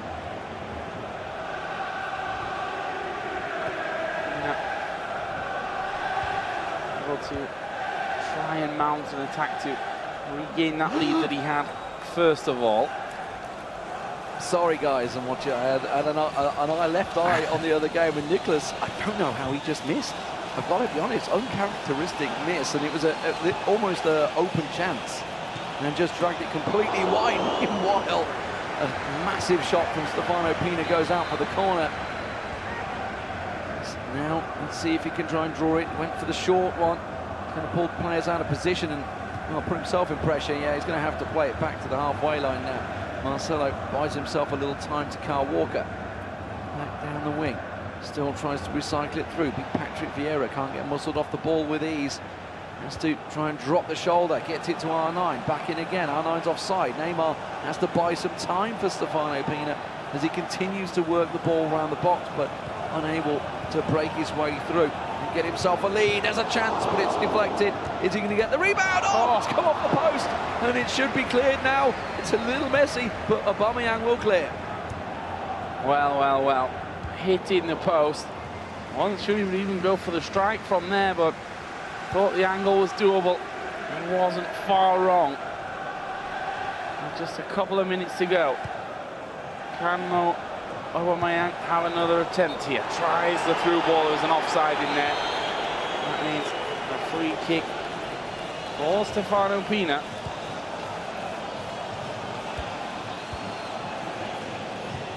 To the score, just 90th minute approaches. Marcuso just had a shot cleared off the line in his matchup. Still leads 2-0 over Nicholas as they approach the end of that match. In the first leg here, very tight in these both games. Just a couple of chances really between them. Pina's found himself some movement, found himself a space, and Ronaldo! CR7 will score for Stefano Pina. He's back in the lead as he was at the start of the game, just on the stroke of full time. Disappointing for Mo, but I mean, at this point, you know, it's a 1-goal lead. You've still got another 90 minutes to play in that second leg. If that goal comes in at 90 minutes in your second leg, though, that's where you really want to cry, I think. Ronaldo, Mo can hold the tears back because he's still got plenty of time to come back. Full time should be blown pretty much instantly here with the kickoff, and there it is. So first leg done and dusted. It's Stefano Pina who has the lead after 90 minutes, 3-2 up. Stefano had double the shots on goal. Only the one more that actually hit the back of the net though. Meanwhile, Marcuso versus Nicholas, by the way, is also hitting the last minute. That one's going to go, by the looks of things, 2-0 into the second leg. Looks like a toilet break for the Pina. He's going to go off to the toilets. The other matchup, meanwhile, as Mo Aubameyang on your screen, is just coming to a conclusion in that first half. There is a free kick happening there. Marcuso, the man on the attack. Let's have a look at some of the highlights from that game as it's played out so far. Of course, we saw the score. It was an early goal from Marcuso, you can see, in the 5th minute of the game, and it was a clean shot from Messi. Clean shot, fist pump from Marcuso. Slotted away there into the bottom right. Here's number 2. Mbappe up to Neymar, and well, Mbappe got all the space in the world for that one. A 2-0 lead. And funnily enough, he almost made it 3 there on the stroke of half-time. I was just watching the final dying moments going through. And we've got the luxury of being able to watch Nicholas's screen. He's actually looking through his chances at half-time, maybe to see. This was the one I was talking about. Okay. That was the open net. He's definitely should have scored one. We'll put it that way. The Xbox results, if you missed it, there has been some cracking games there. Kurt takes down the defending champion. It will be a new champion crowned here at the FIFA World Cup. He wins 4-2, and Emas Dasari, the Saudi Arabian, takes down Megabit, the mighty German, 9-4. Big goals between those games. Meanwhile, we're at the first leg conclusion. Moving on to the second leg. Let's see what adjustments they will make. Marcuso leading what would say the big favourite Argentinian. He's got a lot of work to do to come back into this game. He was Stefano Pina, the Belgian. He leads Mo Aubameyang here on the PlayStation, 3-2. We are here live at the O2 Arena. You can be here tomorrow for the console finals, the grand finals, the celebrity games. We've got all your favorite streamers and YouTubers in the house. They are in attendance watching what is going on here and thinking, wow, we're playing on that stage tomorrow, Joe. Absolutely. I mean, the biggest, most beautiful stage that we've seen for FIFA to date. Obviously, all these players having that box there, the ability to have a coach behind them. for me, tomorrow, once the crowd comes in, we'll really see how electric this is, and it'll be a lot of pressure. There's no doubt about that on the two players that get through to that final. Of course, the two console finals that will happen before will also have audience and a lot more pressure riding on them. We'll see. I don't suppose that any of these players are really playing in front of an audience that big ever. You know, it was great to hear from Kurt earlier on, obviously talking about, you know, in the world where money is getting larger and larger in prize money, talking about the 250,000 for the winner, but that wasn't what he was interested in. He wanted to get a hold of that big new beautiful trophy. Really wants to have that just behind him as he streams, you know, just, hey, by the way, got this big trophy. Of course, Mr. Sari may have something to say about that one, along with these four players here on the PlayStation. Of course, we will have cross-console finals tomorrow. If you're unsure what the heck that means, the first leg would be played on, say, the PlayStation, for example, and the second would be on the Xbox, so you have a home and away advantage. And of course, being the two consoles, the icons are available, of course, on both sides. We are going to have the teams just adjusting themselves, figuring out any changes that can make it. Was a tight game, Joe, 3-2. A lot of chances for Stefano Pina, though. So Mo Aubameyang didn't have the lion's share of the possession. He may well try and get hold of something and improve that in this next matchup. See Mo here, just changing a few things up. We will be having a switch of kits as well, so as not to confuse you. Mo will be playing in the white and the red Belgian kit for Stefano Pina. 3-2 is the score for Stefano Pina. He's been fantastic so far throughout this entire tournament. The question is, can he get the job done? I'd love to check with Mo, but I feel he played 4-2-3-1 against Honey Badger, matching tactic for tactic. He's on the 4-4-2 now. Whether he just made that adjustment, we didn't get to see what tactic he was playing in the first matchup. We didn't get to see inside it, but whether he's made that adjustment, of course, you know, we did just Kurt saying maybe Jose Mourinho could stand behind him and give that tactical knowledge. I'm not too sure how deep his FIFA knowledge is, but he certainly knows his football. As it stands, Stefano Pina, though, is the man that leads in the home Belgian kit here. The Red Devils under action. Neymar, he's twisting, he's twirling, but he's not able to get past Antonio Valencia. No, he's not, and now Mo may have a chance to break a great through ball. Will he get on the end of it? No, it's Ferdinand that gets there first. Yeah, will cleanly collect and dispatch it out. And now a chance to break here. That one just getting away from Valencia. Ronaldo having to play it backwards, though, with a couple of men closing in on him. There's a ball through the middle. The German defense too strong. Now it's Mo's turn. He has to buy some time for the rest of his team to catch up there. CR7 ahead of the plate. Son in action for him this time, so he has made some personnel changes. Marcelo couldn't quite get the position he wanted there. Hullet tries to play it back through the middle. Now Vieira. He's still got Marcelo available. R9's floated out wide.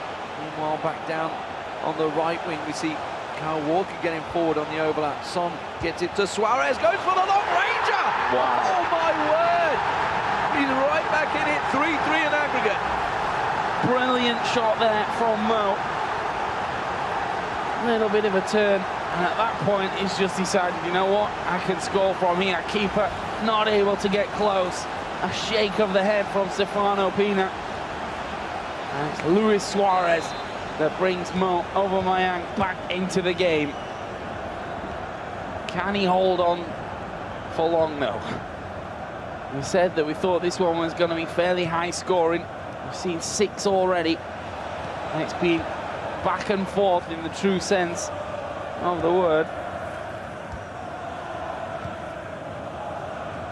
There's the push up on towards Ronaldo. There's a man in the middle, doesn't find him though. Sergio Ramos had already stepped out. There's the pass percentages. And Mo, I said in that first half, I feel like he's a little bit lower than around that 90%, which is usual. It's only a couple of percent, but just shows you that there have been a couple of passes that haven't found their target, which I think played a bit of a role in how well he was able to do in that first half. Yeah, it gives towards the possession stats that Stefano Pina had as well, but there's Another counter chance here and a break for Mo Aubameyang. Tries to work it down the left wing. Throw-in will come in. Let's regain possession though for Stefano. What can he do with it now? He's got men forward. Able to require them. The midfield just keeping it cool, working it down the left wings. He switches to play. Marcelo finds Neymar, but he's been muscled off it by Luis Suarez, the goal scorer. And that's a loose pass in the middle. Thierry Henry being brought on for Stefano Pina as well. So a couple of changes from both teams in the break.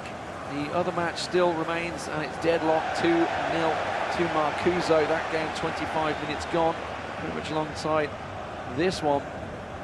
So as it stands, it would be Nicholas going out, which would be, I think, a big shock for a lot of the people that have been watching this throughout the year.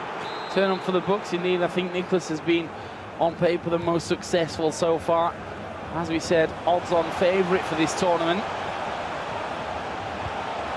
The ball swung in there for Mo. Hull it on the edge of the box. Will he shoot? No, he finds Ronaldo, who does turn and does shoot. And that is 2-0 to the German and 4-3 on aggregate. Newly signed, of course, to his new club, Werder Bremen. German Bundesliga team. It's hurt to say that, Joe. You know, doing them proud at this point. There's nothing more to be said on that. Absolutely is. He's been doing the work, not only here. I mean, if obviously he used to go and do the business in the biggest stage of all, but also throughout the Bundesliga tournaments that are taking place, ESL's Meisterschaft tournaments. There's a wealth of talent in Germany that enables these German players to basically practice their trade on a weekly, daily basis, which really is why we've seen obviously 8 German players taking part here at the World Finals. Yeah, certainly have a great structure. Of course, more countries will keep following on. There's a ball through though. Oh, it's tied up again. Stefano Pina just carving an opening through the defence. It's Ronaldo who gets in there, and it's 4-4. I said 10 goals in this game wouldn't be uncommon, and I think that's the direction that we're heading. Well, no surprise, you often see goals garnered back from the kickoff early. It does work out in Stefano's favour. 4-4, all square. Back over to Mo Aubameyang. He's took the lead in this game. This leg 2-1 up, but it is 4-4 on aggregate after losing the first leg 3-2. The other game still remains all square, 0-0, 2-0 to Marcuso. Marcuso just had a chance a moment ago, but it's snuffed out the end, and now it's back on to Mo Aubameyang, piling down the wing. Ronaldo plays it back, while Hullet steps in and quickly is muscled straight back off it. Hullet into the middle, R9, oh, not able to get it, CR7, oh! Juggling it, you don't like to see it, but it worked out in the end for Stefano Pina. Yeah, I mean, as long as it's safe, I suppose it doesn't matter how. Just approaching that half-time point. The other game also a similar time frame currently. That is still 0-0 in the second leg, 2-0 overall to Marcuso.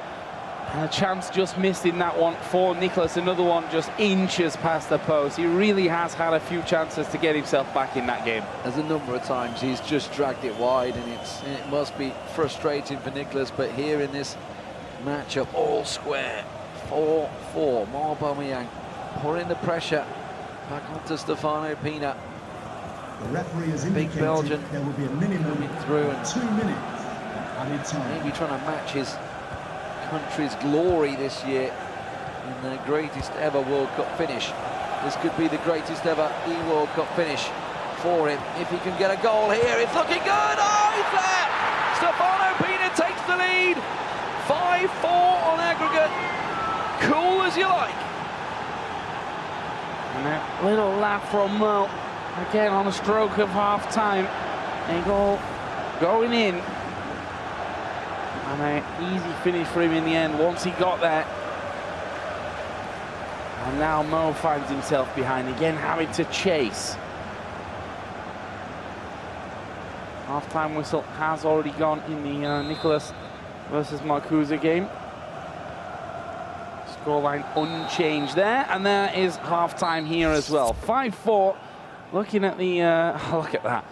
2 goals each, 2 chances each. They really have made what they've been given count.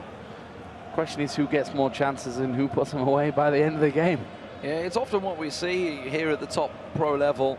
Obviously, you know, at home you'll be seeing games with like 20, 30 shots just blasting it left, right and centre, but not really a clear chance at scoring. Maybe you'll get that screamer 1 out of 15 times you shoot, but here at the professional level, it's all about making those chances absolutely count. And you can see these guys just wider here in the quarterfinals. Second leg playoffs, 5-4, so tight between them. It's Stefano Pina coming into the second half of the second leg with the lead. And off the kickoff, he is charging forward. This could be dangerous for Mo. There is played in towards Ronaldo. This time, the defender got in the way of it though. Son moving forward, but he'd taken 1 step too many before he gave the pass. And that now gives Stefano the chance to get back in. Oh, tackle there at the end didn't quite work out. In the other game, there has been a goal. Yeah, Nicholas has finally scored a goal. Stabbed it home. He's had so many chances going wide, but this time, clean as you like, quick turn, drop the shoulder, smash it in. And CR7 doing the business for him in that game. We'll have highlights, no doubt, from that one later on, but it's 2-1. It gives the Argentine a chance. Again, sitting around the same time as this matchup just kicking off in the second half there. Few minutes in our game without a goal. We saw a bit of a dry period at the start, but I think about 50 minutes into that first leg, it really kicked off, and now we're in a similar time frame. Maybe this is where we see this game really set on fire. Dangerous place to lose the ball there. Aubameyang turning it around after being a little aggrieved with the possession loss. Now might just go for it with R9, but he's just been body checked on the edge of the box, plumb centre. Will he try and go for glory here? Will it be a step over? We've seen a couple of free kicks going in, but Luis Suarez stepping up for this one. Well, it's in a good position. Here we go. Now they're going to go for the run-in. Look at CR7 trying to go the side. He will go towards him, but oh, instead he went straight to Marcelo. Look at the look on the face kind of says it all, what he thought about that one. Not what he was aiming for, that's for sure. But chance, bit on the break here, Henry. Now Ronaldo. Where does he go from here? Pull it into Ronaldo, tries to turn, he's going to get it across, but defender came in very much last second. Took away the danger. Oh, sliding tackle from Hullet. Trying to intercept that pass. Now Son, will he be sent? He will. Plays it into the middle. Ronaldo is there, up on the top side. I think Suarez waiting. Did get deflected out though for the corner.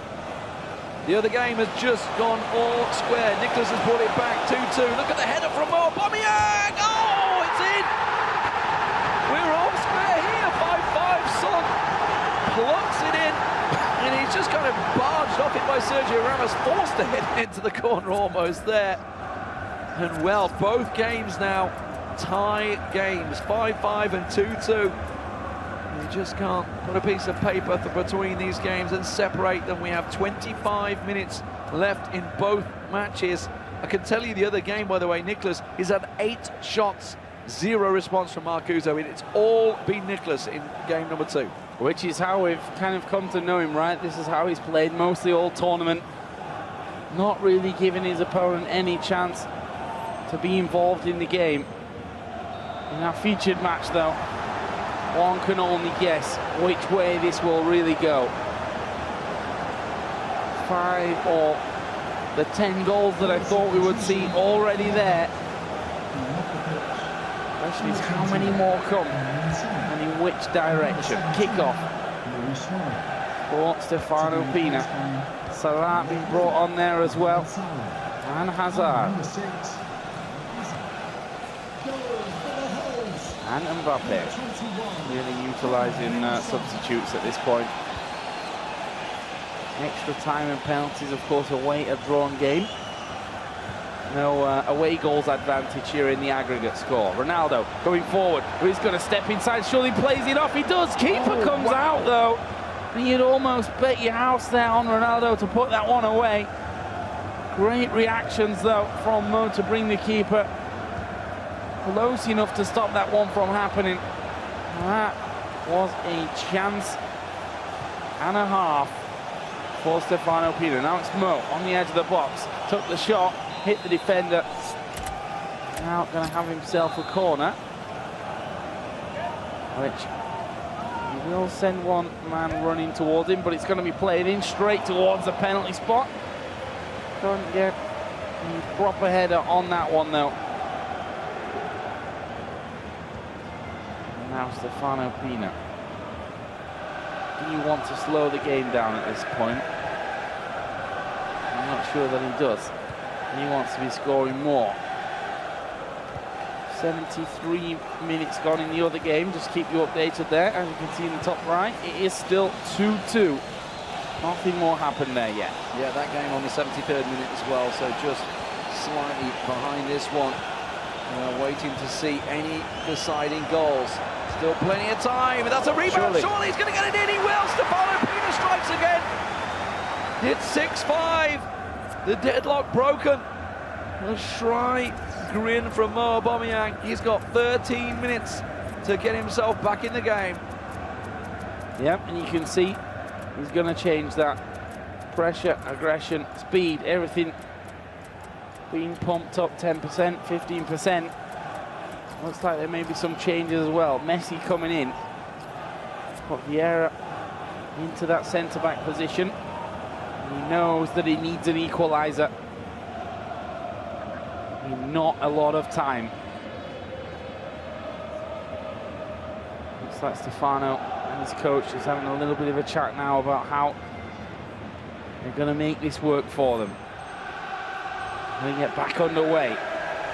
6-5 on aggregate here. That goal again. And again, a classic here in FIFA 18. Parried by the keeper. And somewhat, in this case, Neymar there to pounce and score. And now Mo has the work to do again. Maldini off. People forward. What's he going with here? It's Messi for Maldini. That's what you like to see, Joe. Yeah. He knows he needs a goal. Aubameyang trying to get something working for him here. Messi, the man that just came on, finds himself a space, gets it back to Ramos. Ramos drops the shoulder, goes to R9, tries to look in the middle, finds himself Ronaldo, and it's a poor shot in the end. And it just gets cleared with ease by Stefano Pina. A little unlucky there for Mo. Now only 7 minutes plus stoppage for him to bring this one back, and you can bet that Stefano is not going to be making any risky passes here. He wants to hold that ball. He wants to keep the ball away from Mo, deny him completely the opportunity of any chance in these dying moments. And Mbappe, you can see, running down towards the touchline and quite happily get down to those corner flags, maybe even get himself a chance here as he comes through. I think he's won himself a corner. That only plays in Stefano Pina's favour. Going to play it short. Marcelo, he might find himself some space here, tries to get a second corner, doesn't really work out for him. Gahea now needs to launch it forward, not a great deal of time to go. Plays it back to Marcelo, up to Ramos, seeing if he can just bring it down this left wing, has to go through the middle, maybe even switch the play up to the right, gets it to Ronaldo, look at the middle, Hullit's making a run, Hazard goes forward, Hazard found space, he shrugged off the ball, but it's not given, and Aubameyang cannot believe it. It's 90 minutes and the ball is away from him. He's won it back with Salah. Chance now to get it through to the middle. Ronaldo finds space. Oh, that's not the pass he wanted. And it's Stefano Pina that will go through to the semi-finals tomorrow. But who will his opponent be? Well, I can tell you that we can't tell you, because that game is 2-2 still and will be moving very shortly here into extra time. There's the statistics for you. 9 shots to 1, 6-0 on target. This game was pretty much dominated. Yeah, 2-0 first game for Marcuso. 2-0, second game so far by Nicholas. As you mentioned, it has been a dominant second half, so expect to see Marcuso making some of those adjustments. Obviously, has managed to get his shot, did have a decent cross in the 85th minute as well, just headed clear. So certainly has started to work his way back into this game and try and take it back to Nicholas, but it's Nicholas with the momentum right now, swinging in his favour as he works forward, playing in the Argentinian blue while Marcuso's in the Danish red. Who will come out victorious here? There is Nicholas moving forward. Pele puts it across. Great sliding tackle from the defender, but it's not over yet. Nicholas still has the ball. Pele trying to get it through. Gets a bit lucky there. And maybe should have had a call for a penalty in the end. It's a foul going in the other direction. Pele ain't going to be booked for that one. And I thought there was maybe a shout there for it. In the end, it goes the other way. So goal kick for the Dane. Worked his way through second in the group. Nicholas, of course, topped his group. It is the PlayStation console finals, semi-final, whatever you prefer to call it. We already have Stefano Pina there. It's Marcuso breaking through, and he scores! Is that going to be the deadlock broken? 96 minutes gone. He's got himself a 3-2 lead, but there is still time on the clock for Nicholas to come back. Still time, but there's a lot of pressure that comes with it now. Into extra time. And we talked about how little of a chance Marcuso's had in this second tie, in this second leg. Had only, I think, 0 shots actually on target, and I think just 1 chance overall. He's had that 1 chance here in extra time, and this time he's put it away. Let's see if Nicholas can reply right off the bat. This would be, for him, the only outcome that he could celebrate. Big challenge though in the middle from Vieira, and now a real chance to break as well. Mbappe outrun by Ferdinand though. Marcuso representing Manchester City this year, and yes, that is the real Manchester City. And so often as people talk to us and ask us, is that the real deal? But it is, and Nicholas may well be the real deal. Surely the equaliser, oh, blocked by the back of the defender. He was already on the ground, and it came off his back for a corner. Yep, there you see it. It was Walker, I think, just sliding in there. Perfectly timed for him, though. It's going to be a man brought. It's a short corner for Nicholas. Extend out to the edge of the box, now in towards Neymar. He's got 3 men around him in the end.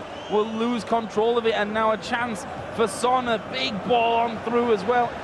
Into the feet of Suarez. Not exactly the speediest, but he's got enough on him. He was just pushed a little bit away there. The ball finding its way back to Nicholas. Here is Marcuso though. He was about to hit half-time here in extra time. He will want to use this chance if possible. There is no real chance there though. Surely the ref's going to blow here. There we go. So just 15 minutes is all Nicholas has. A little despondent.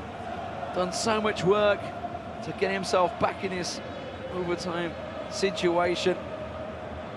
Marcuso now in the lead. As you mentioned, Joe, just 2 shots in the entire game. Only needs 1 on target, and it's the one that goes in. Changes. Looks like it's going to be Ronaldo. Push forward, Neymar into the cam position. Pele out wide, unless he shuffles them back around. No, he's going to keep them in that spot, makes them all go forward, shoving the interception, shoving up the pressure. Is he going to make any changes, or has he already used them? That's the question. Marcuso ready and waiting to go. There's the team for Nicholas, the Argentine, the champion of Amsterdam. Is he going to go out here in the quarterfinals? We're going to be finding out in the next 15 minutes of in-game time. Not a lot to work with. Those last changes are being brought about. There is the countdown. We are back into it. It's Nicholas versus Marcuso. It's the final stretch of this one. Will he come back? Will we see penalties?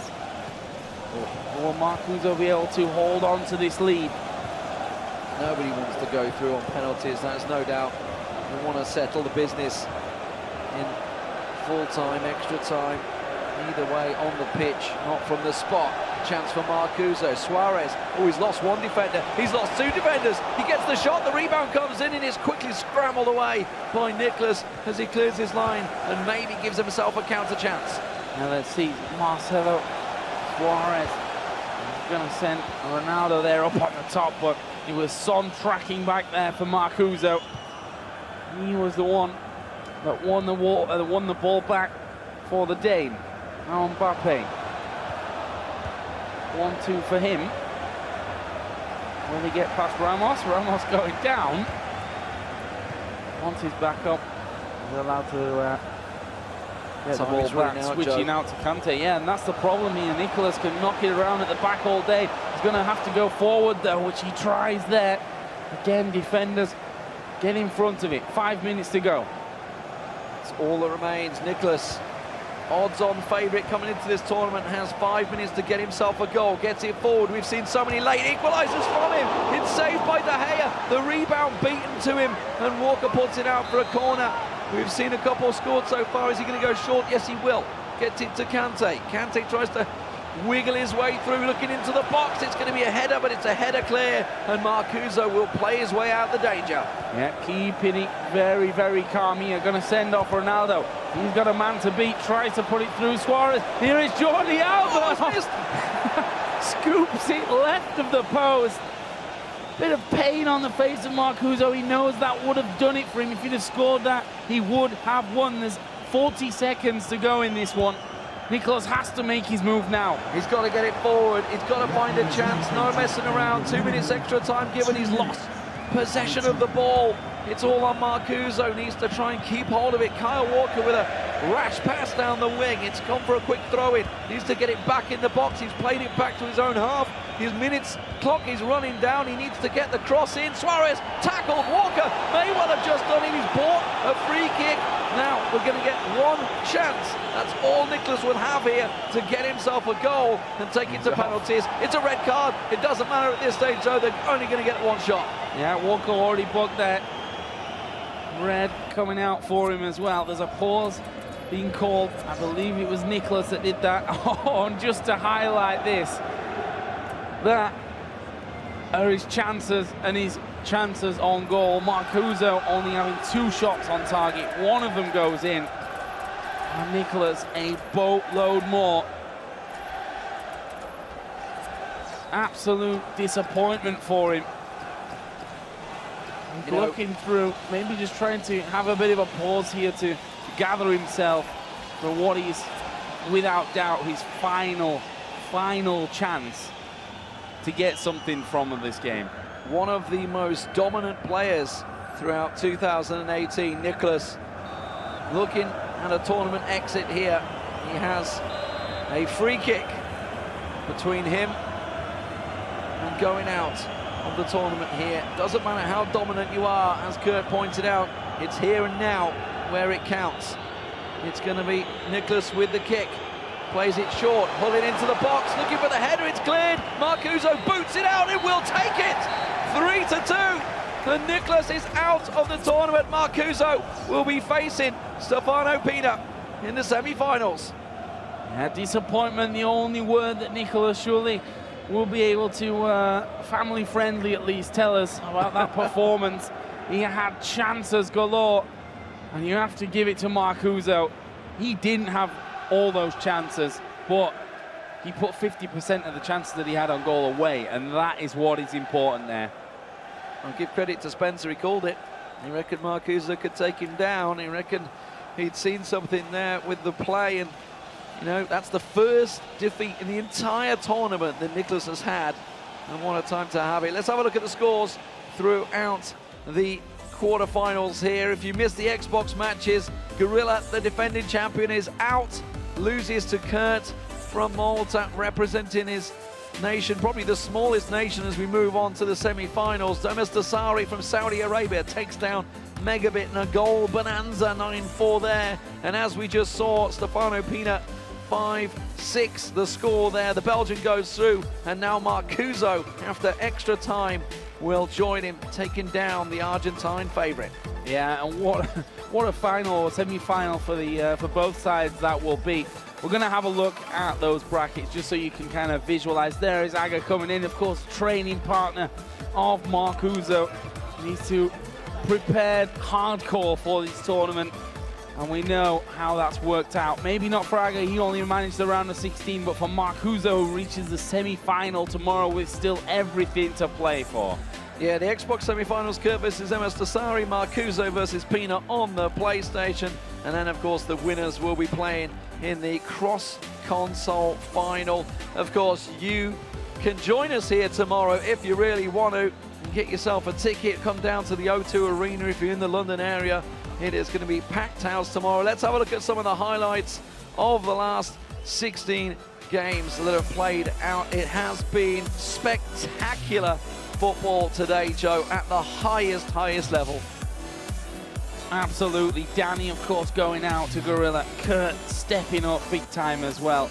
Some fantastic games we saw, first of all, on the Xbox. Yeah, taking down Goal Machine. It was a really tense matchup. Megabit, of course, in a club battle, effectively, both representing Bochum, taking down his teammate there, MS Dasari, the Saudi champion. We've seen him so many times. Nicholas, of course, has just bowed out, but he took down the Stranger earlier on in the day, while Marcuso fought off Eisvogel in a very close match. And giving himself a bit of punishment. Aga, of course, also going in losing out to Stefano Pina, who we've just seen in that game. Mo and the Honey Badger played a fantastic matchup once as well. That one went all the way. And then, of course, brought us right in to the quarterfinals. Yeah, the goals continued to flow, of course, as we moved into the quarterfinal. Kurt versus Gorilla. The defending champion goes out to the Maltese powerhouse that is Kurt. He's been very confident of his performance coming through. Meanwhile, there was goals coming from MS Dasari from Saudi Arabia. Absolutely fantastic game. And of course, we've just seen Mo and Stefano Pina. What a match that one turned out to be. And Stefano going through, and then the final one all the way into extra time, and the winning goal from Marcuso there. Absolutely brilliant performance by the Dane to really peg down the big favorite. Those are the games that we see tomorrow. Kurt versus MS Dasari, Marcuso versus Stefano Pina. Perfect. Can't wait for tomorrow. Perfect stuff. Let's hear from the man himself, Stefano Pina. He's with you, boy. Thank you, guys. Now, Stefano Pina, you have made it to the PlayStation final. How does that feel? You had an amazing match against Mo Bemiang. Talk me through that. Yeah, I'm feeling very good. I played the whole tournament, very good, still undefeated. So, and yeah, Mo Bemiang, crazy game, 6-5, and yeah, he's a really good player. So I'm very happy. Now, I would say that not a lot of people are talking about you, especially before the tournament. I mean, do you think that, I noticed that you had like, before the tournament you started with like about 300 or so followers on Twitter. Now it's up to 1,200, I believe. So do you think more people will be talking about you now and the country of Belgium? Yes, I'm at the grand final from the PlayStation 4 side. So yeah, people need to talk more about me, so I think yes. Now you're going to be facing off against Marcuso. What kind of style do you think you could play against him? I know you're playing 4-2-2, I believe. Is that something that you might consider against him? Yeah, so just play my game style, and yeah, we see. Now, Belgium in Russia was not able to get to the final. Do you think you can do better than they did? If I keep my gameplay, I think I can do better than Belgium in real life, yes. So he's feeling very confident. Let's send it back to the guys at the stage. Thank you very much, Cheerboy. Luckily, I am joined by his opponent, Marcuso, and also Spencer FC alongside us as well. Marcuso, just sum up how emotional that was for you. We saw how much it meant to you. And what a way to do it, our first game into extra time. Well, it was such a relief. He has won almost all his games the last 2 months. So to be the first to beat him is such an honor, because in my opinion, after this game, I have to admit that he might be the best in the world, and he deserves better. We're looking now at pictures of you just after you won that game, and then your teammate Aga and your friend Aga. How much does it mean to him, to you, even though he's out of the competition, to have him alongside you? Well, it means a lot. August is such a nice person, so humble, and one of my best friends outside FIFA. So yeah, I'm so happy for his support. So let's see what happens. How have you found it so far progressing through this competition? Well, it has been tough. I started off against eWorld and now Nicolas, and next up Pina. So yeah, it's going to be very exciting. So I've always known you as the guy who just destroys it on Weekend League, right? Fridays. Tell us about that, because people have been talking more about Nicholas probably in this tournament and not enough about you. You've gone and beaten him now, so now the conversation is going to be about Marcuso. But we always talk about you sort of behind the scenes, about this guy who comes out, plays all his games on Fridays, beats all the pros often, often gets 40 out of 40. Does that set you in good stead for tournaments like this, because you know you've played a lot of them online and often beaten them? Yeah, I would say, of course, there's a lot of great opponents, and it's very tough to play 40 games in one day. It's like 12 hours straight. So yeah, it gives some, what can you say, what's the word? Confidence. Confidence, exactly. Yeah, I mean, it certainly works for you. And it shows you the Weekend League doesn't have to be across the weekend. You can just smash it out on Friday like this guy does. So Stefano Pina next. You played him once before, right? What happened then? Well, I lost in penalties in Barcelona, the first knockout, where I think I deserved a lot better. But yeah, he's so good player, and I'm really looking forward to it. One other thing we should talk about is obviously you won the Club World Cup last year. I think I'm right in saying you could be the first person to ever have a Club World Cup trophy and a World Cup trophy. How does that feel? It's particularly obviously representing Man City this year. It's a big move. Yeah, well, it's fantastic. It's such an honor to represent Manchester City, and something I'm very proud of. But yeah, let's see tomorrow if I can win the World Cup and also the Club World Cup. Fridays in general are just good days for you. Yeah, good on the weekend. it is. Good here in London. Well done, mate. Thank you. Marcuso, congratulations. We will see you tomorrow. You are at the final, or the semi-finals overall as well. Well done. All right, let's have a little look at the draw then. So you saw it there. Marcuso into the final, along with Stefano of the divisional finals. That's on the PlayStation side. And then on the Xbox side, you can see in the divisional final, Kurt and MS Dasari battling it out tomorrow. Spencer, 4 very good players, 2 each good players in their own divisions as well. How are you going to call this one?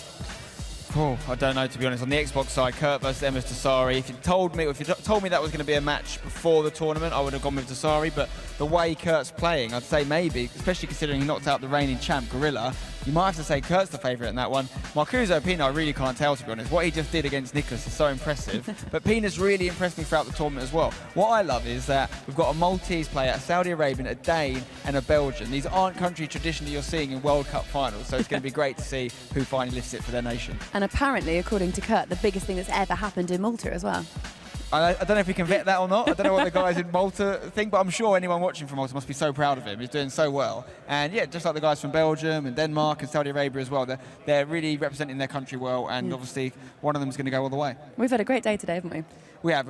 I'd say that last game there was probably the biggest shock, if you like. And that's no discredit to Marcuso, who's definitely one of the best players. We talked about what he does in Weekend League, and he's won big tournaments in the past. But most people, like myself, were tipping Nicholas to go the distance. That's done. It's over. He's out. Yeah. So that, and maybe even Kurt beating Gorilla as well, was a big result. But no doubt about it, the 4 guys that are still in the competition deserve to be there. Brilliant, Spencer. Thank you so much. What an excellent couple of days, and it doesn't finish quite here. We have another day's play tomorrow. This is where our 4 finalists will meet. Coverage starts at 1 p.m, so that's London time if you're watching abroad. Make sure you join us, and if you are watching from London, it's on the Premier League channel. Started with 32, we finished with 4, and by tomorrow afternoon, we will have 1. See you then.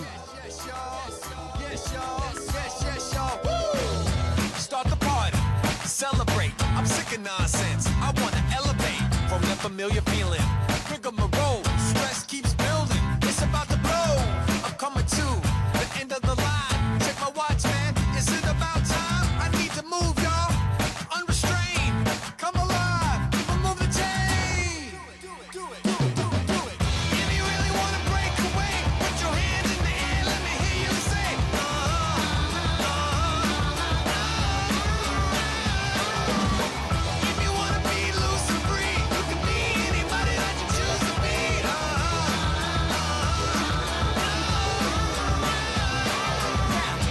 wanna look down their nose, they try to judge you.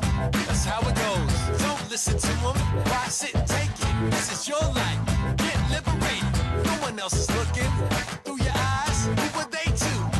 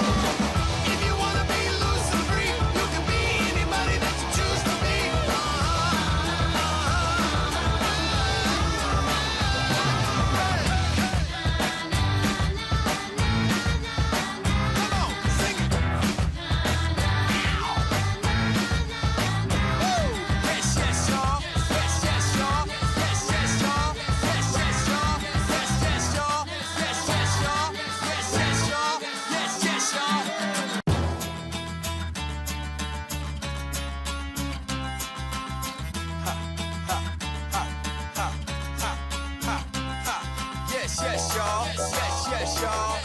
Yes, y'all. Yes, yes, y'all.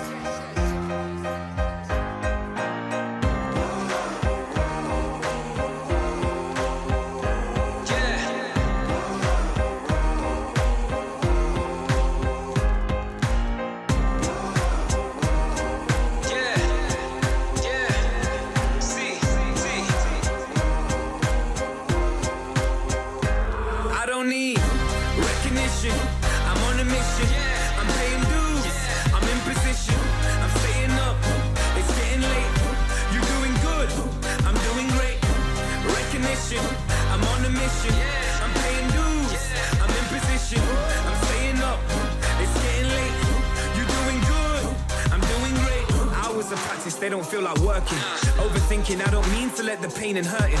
I was main stage with Tiny at a festival. Realities are just less than 24 hours past and I'm back to working. The wage isn't minimum, but when you know your worth is more, you make your own curriculum.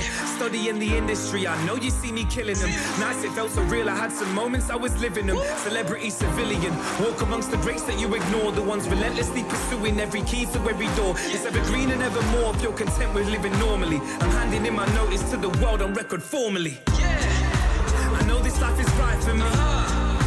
I know the future's bright for me. I know my teachers lied to me. I do it for the ones that came before and nearly died for me. Recognition, I'm on a mission. I'm paying